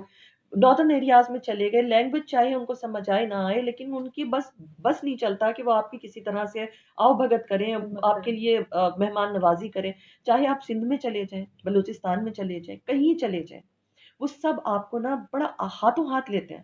جو عام پبلک ہوتی ہے وہ بڑی پیاری ہوتی ہے، اس میں کوئی ایسی چیز نہیں ہوتی کہ وہ آپ کی برائی میں لگی رہے. تو اللہ تعالیٰ نے تم آپس میں بھائی بھائی ہو گئے، تم آگ کے گڑھے کے کنارے پہ پہنچ چکے تھے، یعنی تم اتنے تباہ ہو چکے تھے، پھر اس نے تمہیں اس گڑھے سے بچا لیا. پھر لوگوں میں سے تم میں سے ایک ایسے لوگوں کی ایک جماعت ضرور ہونی چاہیے. آیت نمبر 104 جو لوگوں کو نیکی کی طرف بلائے، بھلائی کا حکم دے، برائی سے روکے، امر بالمعروف و نہی عن المنکر. کہ یہ جو ہے اچھا یہ اوس اور خزرج کی لڑائیاں 120 سال سے جاری تھیں. 120 سال ایک بہت بڑا ٹائم سپین ہوتا ہے. تو اللہ تعالیٰ فرماتے فرض کفایہ ہے کہ کوئی ایسا ہو جو نیکی کی تعلیم دیتا رہے اور نیکی کی طرف بلاتا رہے. اچھا آیت نمبر 105 ان لوگوں کی طرح نہ ہو جانا جو فرقوں میں بٹ گئے تھے جب ان کے پاس واضح نشانیاں آ چکی تھیں اور اس کے بعد اختلاف کرنے لگے، ان کے لیے سخت عذاب ہے. اچھا اب سفید چہرے اور سیاہ چہرے ان کا ذکر ہے. تو آیت نمبر 106 جو ہے جس دن کئی چہرے سفید ہوں گے اور کئی چہرے سیاہ ہوں گے. جن کے سیاہ ہوں گے آپ کو پتہ ہی ہے کہ وہ کفر والے ہوں گے، جن کے سفید ہوں گے یعنی چمکتے ہوئے روشن ہوں گے. اور کہتے ہیں نا کہ قیامت کے دن مسلمان الگ نظر آ رہے ہوں گے، ان کے وضو والے حصے جو ہیں چمک رہے ہوں گے نور کی طرح. تو وضو کے کتنے فائدے. تو یہ ہے کہ ہمیشہ امت میں ایک طبقہ ایسا رہنا چاہیے جو ڈفرینٹ چیزیں اللہ تعالیٰ کی جو تعلیمات ہیں ان کو آگے پہنچائے. تو سفید چہرے والے جو ہیں وہ ہم سب کو پتہ ہے کہ وہ کون ہوں گے، وہ جنتوں میں رہیں گے، اللہ تعالیٰ کی رحمت کے سائے میں ہوں گے. اور جو سیاہ چہرے والے اللہ تعالیٰ اس سے بچائے رکھے. یہ اللہ تعالیٰ فرماتا ہے کہ آیتیں ہیں جنہیں ہم حق کے ساتھ آپ کے اوپر پڑھتے ہیں. اللہ تعالیٰ جہان والوں پر ظلم نہیں کرتا. آیت نمبر 109 اللہ ہی کے لیے جو کچھ ہے آسمانوں اور زمینوں میں. آیت نمبر 110 ہے تم بہترین امت ہو جو سب لوگوں کی رہنمائی کے لیے ظاہر کی گئی، تم بھلائی کا حکم دیتے ہو، برائی سے منع کرتے ہو، اللہ پہ ایمان رکھتے ہو. اور اگر اہل کتاب بھی ایمان لے آتے تو یقیناً ان کے لیے بہتر ہوتا، لیکن ان میں سے کچھ ایمان والے بھی ہیں اور اکثر نافرمانے، کچھ ان میں سے ایمان والے بھی ہیں. یعنی یہود و نصارہ کو کیا خطرہ تھا، کیوں وہ اگینسٹ جاتے تھے، کیوں انہیں خدشہ تھا ہماری چودراہٹ ختم ہو جائے گی اگر اسلام قبول کر لیا سب نے، ہم کہاں جائیں گے. حالانکہ یہ ان کی ایک غلط سوچ تھی. تو اور مالی مشکلات بھی سوچا کہ اٹھانی پڑیں گی. تو بہترین امت قرار دیا. اب دیکھیں ایک طرح سے بہترین امت مطلب ہر لحاظ سے بہترین اللہ تعالیٰ نے بنائے. ایک تو ان کی پریزنس ہے ہمارے پاس، ہم ان کے فالوورز ہیں اور وہ شفیع ہیں، ہمارے وکیل ہیں. تو دوسرا یہ ہے کہ اللہ تعالیٰ نے جیسے پہلے بھی ڈسکس ہو چکا ہے کہ بنی اسرائیل گناہ کرتے تھے، دروازوں پہ لکھ دیا جاتا تھا. ہم آج بھی ان کے تمام گناہ پڑھ رہے ہوتے ہیں. اب یہ آخری کتاب ہے، ہمارے کیے بھی گناہ کہیں نہیں ڈاکومنٹڈ سوائے ہمارے جو فرشتے لکھ رہے ہیں اور اللہ تعالیٰ کے آگے حضور پیش ہو جائیں گے وہ ہیں ہماری. اور اگلی امتیں ان کو نہیں پڑھ رہی کہ امت محمدیہ صلی اللہ علیہ وسلم نے کیا کیا گناہ کیے، وہ بھی اللہ تعالیٰ نے چھپا لیا ان سب سے. تو آیت نمبر 111 کیا یہ لوگ ستانے کے سوا تمہارا کچھ نہیں بگاڑ سکیں گے، اور اگر یہ تم سے جنگ کریں تو تمہارے سامنے سے پیٹ کر پھیر کر چلے جائیں گے، ان کی مدد بھی نہیں کی جائے گی. تو آیت نمبر 111 کیا ہے کہ یثرب کے جو یہودی تھے بڑے مالدار، نہ دولت کی کمی تھی نہ سامان جنگ کی، بڑے بڑے بہادر تھے. اور یثرب کی ارد گرد خیبر میں بھی ان کے بڑے بڑے قلعے تھے. آپ کو پتہ ہی ہے فاتح خیبر حضرت علی علیہ السلام اکیلے انہوں نے اس کے دروازے کو اٹھا لیا تھا. ان کی آرزو تھی کہ مٹھی پر مسلمانوں کو مٹا کر بھی رکھ دیں، لیکن ان کو اللہ نے ان پر ان کے لیے فرما دیا کہ اس سے جو ہے نا یہ اس طرح کے ہیں کہ میدان جنگ میں آ بھی گئے نا تو یہ واپس الٹے قدم بھاگ جائیں گے. پھر آیت نمبر 112 میں جہاں کہیں بھی پائے جائیں ان پر ذلت مسلط کر دی گئی ہے. یہودیوں کے لیے آ رہا ہے، یعنی ذلت کی مہر اللہ نے لگا دی ہے. کچھ بھی کر لیں سوائے اس کے کہ انہیں کہیں اللہ کے عہد سے یا لوگوں کے عہد سے پناہ دے دی جائے. وہ اللہ کے غضب کے سزاوار ہوئے ہیں، ان پر محتاجی مسلط کی گئی ہے. وہ اللہ کی آیتوں کا انکار کرتے ہیں اور انبیاء کو ناحق قتل کرتے تھے کیونکہ وہ نافرمان تھے، سرکشی میں حد سے بڑھ گئے تھے. تو ان کو اللہ تعالیٰ نے مہر لگا دی ہے کہ اب یہ جو ہیں نافرمان ہیں اور ان کے لیے اب کوئی جگہ نہیں ہے. اچھا اب آیت نمبر 113 کیا ہے؟ یہ سب برابر نہیں ہے. اہل کتاب میں سے کچھ لوگ حق پر ہیں، وہ رات کی ساعتوں میں اللہ کی آیت کی تلاوت کرتے ہیں. اہل کتاب میں وہ بھی ہیں. اب وہ نجاشی بادشاہ پر بھی آیتیں آئیں گی نا، وہ بھی تو عیسائی ہی تھے نا، لیکن وہ ایمان لے آئے تھے. پھر وہ اللہ اور آخرت کے دن پر ایمان بھی لاتے ہیں اور نیک کاموں میں تیزی سے بڑھتے بھی ہیں. پھر آگے آپ دیکھیں 117 میں آ جاتا ہے جو لوگ دنیا کی زندگی میں خرچ کرتے ہیں مال، اس کی مثال اس ہوا جیسی ہے جس میں سخت پالا بھی ہو، اور ایسی قوم کی کھیتی پر جا پڑے جو اپنی ذالوں پر ظلم کرتی ہے، یعنی جو دنیا میں ہی کی زندگی میں ہی خرچ کرتے رہتے ہیں، یعنی کچھ آگے بھیجنا ضروری ہے. اور اے ایمان والو تم غیروں کو اپنا رازدار نہ بناؤ. پیچھے آیا تھا تم دوست مت بناؤ، جو مسلمان نہیں ہے غیر مسلموں کو اپنا دوست مت بناؤ. اور یہاں پر اللہ تعالیٰ فرما رہے تم غیروں کو اپنا رازدار نہ بناؤ، اپنے راز مت بناؤ، وہ تمہاری نسبت فتنہ انگیزی میں کبھی کمی نہیں کریں گے. اب یہ جو اوس اور خزرج جو کرتے یہ تھے کہ پہلے اسلام سے پہلے یہودیوں کے ساتھ ان کے بڑے مراسم تھے، ایک ایک کام میں مشورہ بھی کرتے تھے، قبیلوں کے آپس میں معاہدے بھی تھے. اسلام جب لائے تو ان کے تعلقات آپس میں ظاہر ہے کہ ویسے نہیں رہے، تبدیلی آ گئی. اب خدشہ کیا تھا کہ کہیں مسلمان اپنی صاف دلی کی وجہ سے ابھی بھی اپنے راز کہیں ان کو نہ بتا دیں یہودیوں کو. تو اس وجہ سے مسلمانوں کو کہا گیا، اور یہ آج بھی یہ چیز اپلائی ہوتی ہے کہ مسلمانوں کے علاوہ غیروں کو تم اپنا رازدار مت بناؤ، نہ اپنے پرسنل راز ان کو دو، نہ اپنی قوم کے راز ان کو دو، کیونکہ قوم ہمارا وطن جو ہے وہ ہمارے لیے بہت بڑی یعنی اللہ اور اس کے رسول صلی اللہ علیہ وسلم کے بعد ماں باپ اور پھر ہماری وطن ہے جس کے ساتھ ہم نے جو ہے وفاداری نبھانی ہے. اللہ تعالیٰ ہم لوگوں کو اپنے ملک کے ساتھ بھی وفادار رکھے. وہ تمہیں جو ہے وہ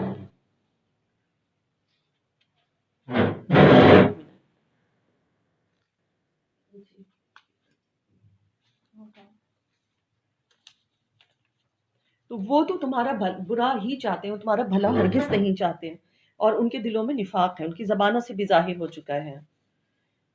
اچھا آگے پھر یہ ہے کہ آیت نمبر 119 کہ آگاہ ہو جاؤ تم وہ لوگ ہو کہ ان سے محبت رکھتے ہو، وہ تمہیں پسند نہیں کرتے. اور یہ آج بھی یہی چیز نظر آتی ہے کہ ہم لوگ تو ان سے بہت امپریس ہوئے چلے جا رہے ہوتے ہیں، ان کی ڈریسنگ سے، ان کی لائف اسٹائل سے، ان کی لینگویج سے. وہ ہمیں کسی قابل نہیں سمجھتے. جو وہاں رہتے ہیں ان کو بھی پتہ ہے کہ وہ کتنے نگلیکٹڈ ہوتے ہیں وہاں پر. اچھا اور جب اکیلے ہوتے ہیں آیت نمبر 19 میں ہی ہے تو تم پر غصے سے انگلیاں چباتے ہیں. اب سارے مل کے بیٹھتے ہیں نا مسلمانوں کو کسی طرح ختم کر دو. اچھا جب تمہیں کوئی بھلائی پہنچے تو انہیں بری لگتی ہے، جب تمہیں کوئی رنج پہنچے تو وہ اس سے بہت خوش ہوتے ہیں. آیت نمبر 121 اور وہ وقت یاد کیجئے جب صبح سویرے آپ اپنے در دولت سے روانہ ہو کر مسلمانوں کو جنگ کے لیے مورچوں پر ٹھہرا رہے تھے. اب یہ کب ہوا تھا مورچوں پر، کب ٹھہرا رہے تھے؟ غزوہ احد کے موقع پر، جب آپ صلی اللہ علیہ وسلم اپنے فوجی لباس پہن کے نکلے اور صحابہ کرام کو فرمائے کہ اس جبل الرما پہ تم نے یہاں کھڑے ہونا ہے.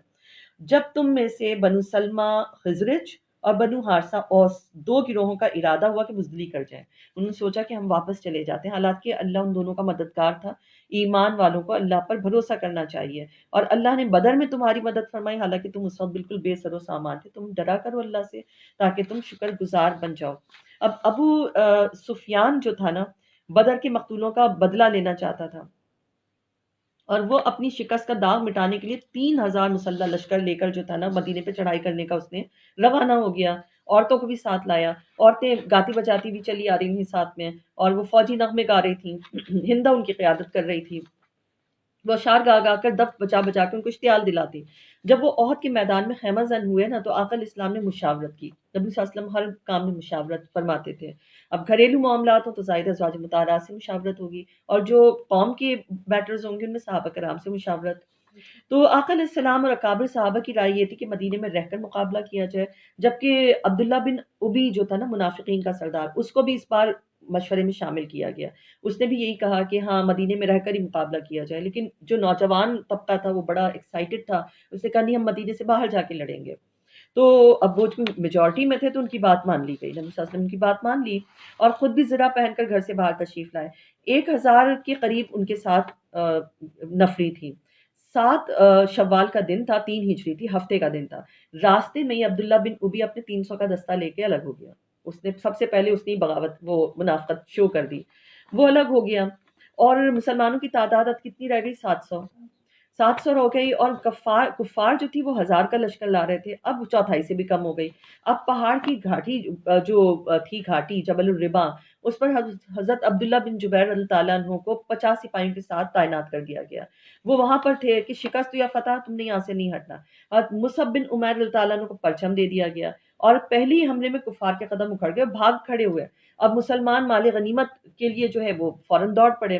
اس وقت تک خالد بن ولید جو تھے نا وہ اس وقت تک مشرک تھے اور کمانڈر تھے مشرکوں کے. جب انہوں نے گھاٹی کو خالی دیکھا تو انہوں نے ہر طرف سے چکر لگا کے پہلے شیور کیا کہ بھئی یہ کہاں سے ہم حملہ کریں، اور پھر انہوں نے جب حملہ کیا تو لشکر میں انتشار پھیل گیا. عبداللہ بن قمیہ اور عتبہ اپنے چند ساتھیوں کے ساتھ آقا علیہ السلام پر حملہ کر کے دندان مبارک بھی انہوں نے شہید کر دیے، اور افواہ کیا پھیل گئی کہ آقا علیہ السلام شہید ہو گئے.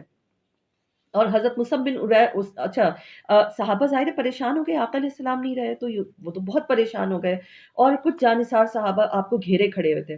حضرت مصعب بن عمیر اللہ تعالیٰ نے آپ صلی اللہ علیہ وسلم کے سامنے شہادت بھی پائی اسی میں، اور پرچم بھی حضرت علی علیہ السلام کے حوالے کر دیا گیا. اچھا، ابو دجانہ جو تھے انہوں نے اپنے آپ کو آقا علیہ السلام پر ڈھال بنا لیا، سارے اپنی پشت پر وہ تیر کھاتے رہے. اور حضرت علی المرتضیٰ، حضرت ابو عبیدہ، مالک بن سنان وغیرہ جو ہیں رضی اللہ تعالیٰ عنہم اجمعین، وہ دشمن کے ڈیلے کو پیچھے ہٹا دیا انہوں نے. جب صحابہ کو خبر ملی آقا علیہ السلام موجود ہیں، سلامت ہیں، تو سب جمع ہو گئے آپ کے گرد. اور کفار کی جو یہ فتح تھی، یعنی کفار تو جا چکے تھے، یعنی کفار کی اب فتح سی ہو گئی تھی نا ایک طرح سے، اور 70 سے زیادہ جلیل القدر صحابہ اس میں شہید ہو گئے. بہت بڑا لاس ہوا. حضرت حمزہ رضی اللہ تعالیٰ عنہ کو حبشی نے، آپ کو پتہ ہے کہ نیزہ مارا تھا، اور اس طرح سے جو تھی یہ غزوہ احد انجام پائی. اور یہ عبداللہ بن ابی واپس چلا گیا تھا، اور ساتھ میں جو ساتھی تھے وہ یہ سب الگ ہو کے مسلمانوں کی تعداد میں کمی جب دیکھی تو بنو حارثہ اور یہ جو باقی دونوں قبیلے تھے انہوں نے سوچا ہم بھی چلے جائیں. ان کے دل میں بھی خیال آیا کہ اب تو اتنے کم لوگ رہ گئے، وہ تو بہت زیادہ ہیں، ہم بھی چلے جاتے ہیں. لیکن اللہ نے ان کی مدد فرمائی، وہیں رک گئے، لغزش سے بچا لیا. اور جابر اللہ تعالیٰ نے فرماتے ہیں یہ آیت ہمارے حق میں نازل ہوئی، اس پر ہم بہت خوش ہیں کہ ایک طرف ہمارے پھسل جانے کا ذکر ہے. حالانکہ آگے آیت دیکھیں، آیت نمبر 123 میں کیا اللہ تعالیٰ فرما رہا ہے کہ اللہ نے بدر میں تمہاری مدد فرمائی حالانکہ اس وقت تم بالکل بے سر و سامان تھے. اور پھر آگے اللہ تعالیٰ فرما رہے ہیں جب آپ مسلمانوں سے فرما رہے تھے کہ کیا تمہارے لیے کافی نہیں کہ تمہارا رب 3000 اتارے ہوئے فرشتوں سے تمہاری مدد فرمائے، اور اگر صبر کرتے رہو تو 2000 اور آ جائیں، یعنی 5000 ہو جائیں، 5000 کے ذریعے تمہاری مدد فرمائے.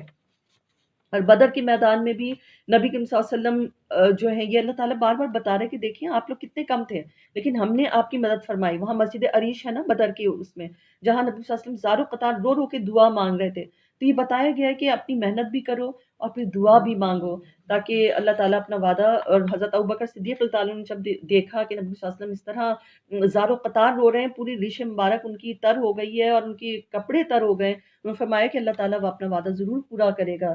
اور باقی دشمن کو پھر شکست ہوئی. تو بدر کی جب لڑائی ہو رہی تھی تو یہ فرشتوں کا ہو گیا نا کہ فرشتوں کو اللہ تعالیٰ نے بھیجا. اور آیت نمبر 126 میں آ گیا کہ اللہ تعالیٰ نے اس مدد کو محض خوشخبری بنایا تاکہ تمہارے دل مطمئن ہو جائیں. اور مزید یہ کہ کافروں کے ایک گروہ کا اللہ نے ہلاک کر دے اور انہیں ذلیل کر دے سو وہ ناکام ہو کر واپس پلٹ جائیں. پھر اللہ تعالیٰ فرما رہا ہے کہ حبیب صلی اللہ علیہ وسلم آپ کا اس معاملے سے کوئی تعلق نہیں، چاہے تو اللہ انہیں توبہ کی توفیق دے یا انہیں عذاب دے کیونکہ وہ ظالم ہے. پھر اللہ ہی کے لیے ہے جو کچھ آسمانوں اور زمین میں ہے. اچھا یہ عہد کا ذکر ہوا تو ہر سال نبی صلی اللہ علیہ وسلم عہد کے مزارات پہ تشریف لے جاتے تھے، اور 8ویں سال جب تشریف لے گئے تو باقاعدہ حدیث موجود ہے کہ 8واں سال تھا، شہدائے عہد کے مزارات پہ نبی صلی اللہ علیہ وسلم نے وہاں ممبر لگوایا، قبرستان میں ممبر لگوایا، اور وہاں پر حدیث کیا پیش کی کہ لوگوں میں اپنی امت سے شرک کے خوف میں مبتلا نہیں ہوں، میں اس بات سے ڈرتا ہوں میری امت مال و متاع کی محبت میں گرفتار نہ ہو جائے، وہ شرک خفی کہلاتا ہے۔ تو یہ ایک طرح سے عرس تھا نا، کہ ہر سال وہ ان کی مزارات پہ جاتے تھے، ان کو سلام پیش کرتے تھے، نماز پڑھتے تھے، اور وہاں پر پھر وہ یہ کیا فرماتے تھے، یعنی اس طرح کی یعنی شرک سے ہی ریلیٹڈ حدیث بھی آتی ہے کہ وہ مجھے شرک کا کوئی خوف اپنی امت سے ہے ہی نہیں۔ تو عرس منانا اس لحاظ سے وہاں سے آپ کو مل جاتا ہے کہ عرس منایا جاتا ہے، ٹھیک ہے، اس میں کوئی مسئلہ نہیں ہے، اس کے نہ منانے، اس کے منانے میں کوئی ناجائز چیز نہیں ہے، کوئی حرام چیز نہیں ہے۔ سود سے بچا، اللہ تعالیٰ نے سود کا بتا دیا آیت نمبر 130 میں کہ اے ایمان والو دگنا اور چگنا کر کے سود مت کھایا کرو، اللہ سے ڈرا کرو، اس آگ سے ڈرو جو کافروں کے لیے تیار ہوئی ہے، اللہ اس کی رسول صلی اللہ علیہ وسلم کی فرما برداری کرو، تم پر رحم کیا جائے گا، اور پھر جنت کی طرف تیزی سے بڑھو، اور فراقی، اور اچھا یہ آیت جو ہے آیت نمبر 134 کہ یہ وہ لوگ ہیں جو فراقی تنگی دونوں حالتوں میں خرچ کرتے ہیں، غصہ ضبط کرنے والے، لوگوں سے درگزر کرنے والے، اللہ تعالیٰ احسان کرنے والوں سے محبت فرماتا ہے۔ یہ حضرت امام حسن علیہ السلام کا ایک واقعہ سے ریلیٹڈ ہے، وہ واقعہ پوری اچھی طرح سے میں نہیں یاد، لیکن اس میں یہی تھا کہ ان کے غلام سے کوئی گڑبڑ ہو جاتی ہے تو وہ پھر یہ آیت پڑھتا ہے کہ یہ جو مومن ہوتے ہیں نا، یہ وہ لوگ ہیں جو خرچ کرتے ہیں، غصہ ضبط کر جاتے ہیں، مطلب کہ اپنے غصے کو پھر وہ اپنا غصہ ضبط کر گئے جو ان کو فیل ہوا تھوڑا سا، اور پھر جب اس نے کہا کہ لوگوں سے درگزر فرماتے ہیں تو انہوں نے درگزر فرمایا، اس کو آزاد ہی کر دیا کہ تم آزاد ہو۔ اچھا، اور یہ کیسے لوگ ہیں جب کوئی برائی کر بیٹھتے ہیں، آیت نمبر 135، تو اور یا اپنی جانوں پر ظلم کر بیٹھتے ہیں تو اللہ کا ذکر کرتے ہیں، اپنے گناہوں کی معافی مانگتے ہیں، اور ان کی جزا اللہ کی طرف سے جنت کی صورت میں ہے۔ اچھا، اس کے بعد پھر آیت نمبر 137 میں اللہ تعالیٰ فرما رہے ہیں تم زمین میں چلا پھرا کرو، دیکھا کرو، یہ قرآن لوگوں کے لیے واضح ہدایت ہے، اور تم ہمت نہ ہارو نہ غم کرو، تم ہی غالب آؤ گے۔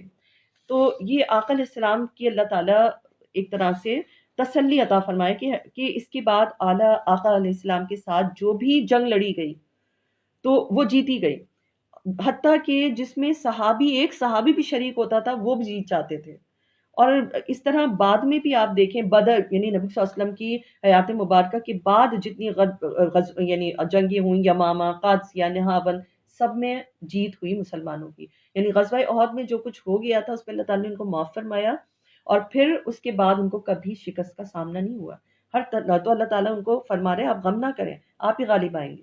اگر کوئی زخم لگا ہے، آیت نمبر 140 جو ہے نا، اس میں پھر اللہ تعالیٰ بتا رہا ہے کہ اگر تمہیں اب کوئی زخم لگا ہے تو یاد رکھو ان لوگوں کو بھی اس طرح کا زخم لگ چکا ہے، اور یہ دن ہیں جنہیں ہم لوگوں کے درمیان پھیرتے ہیں۔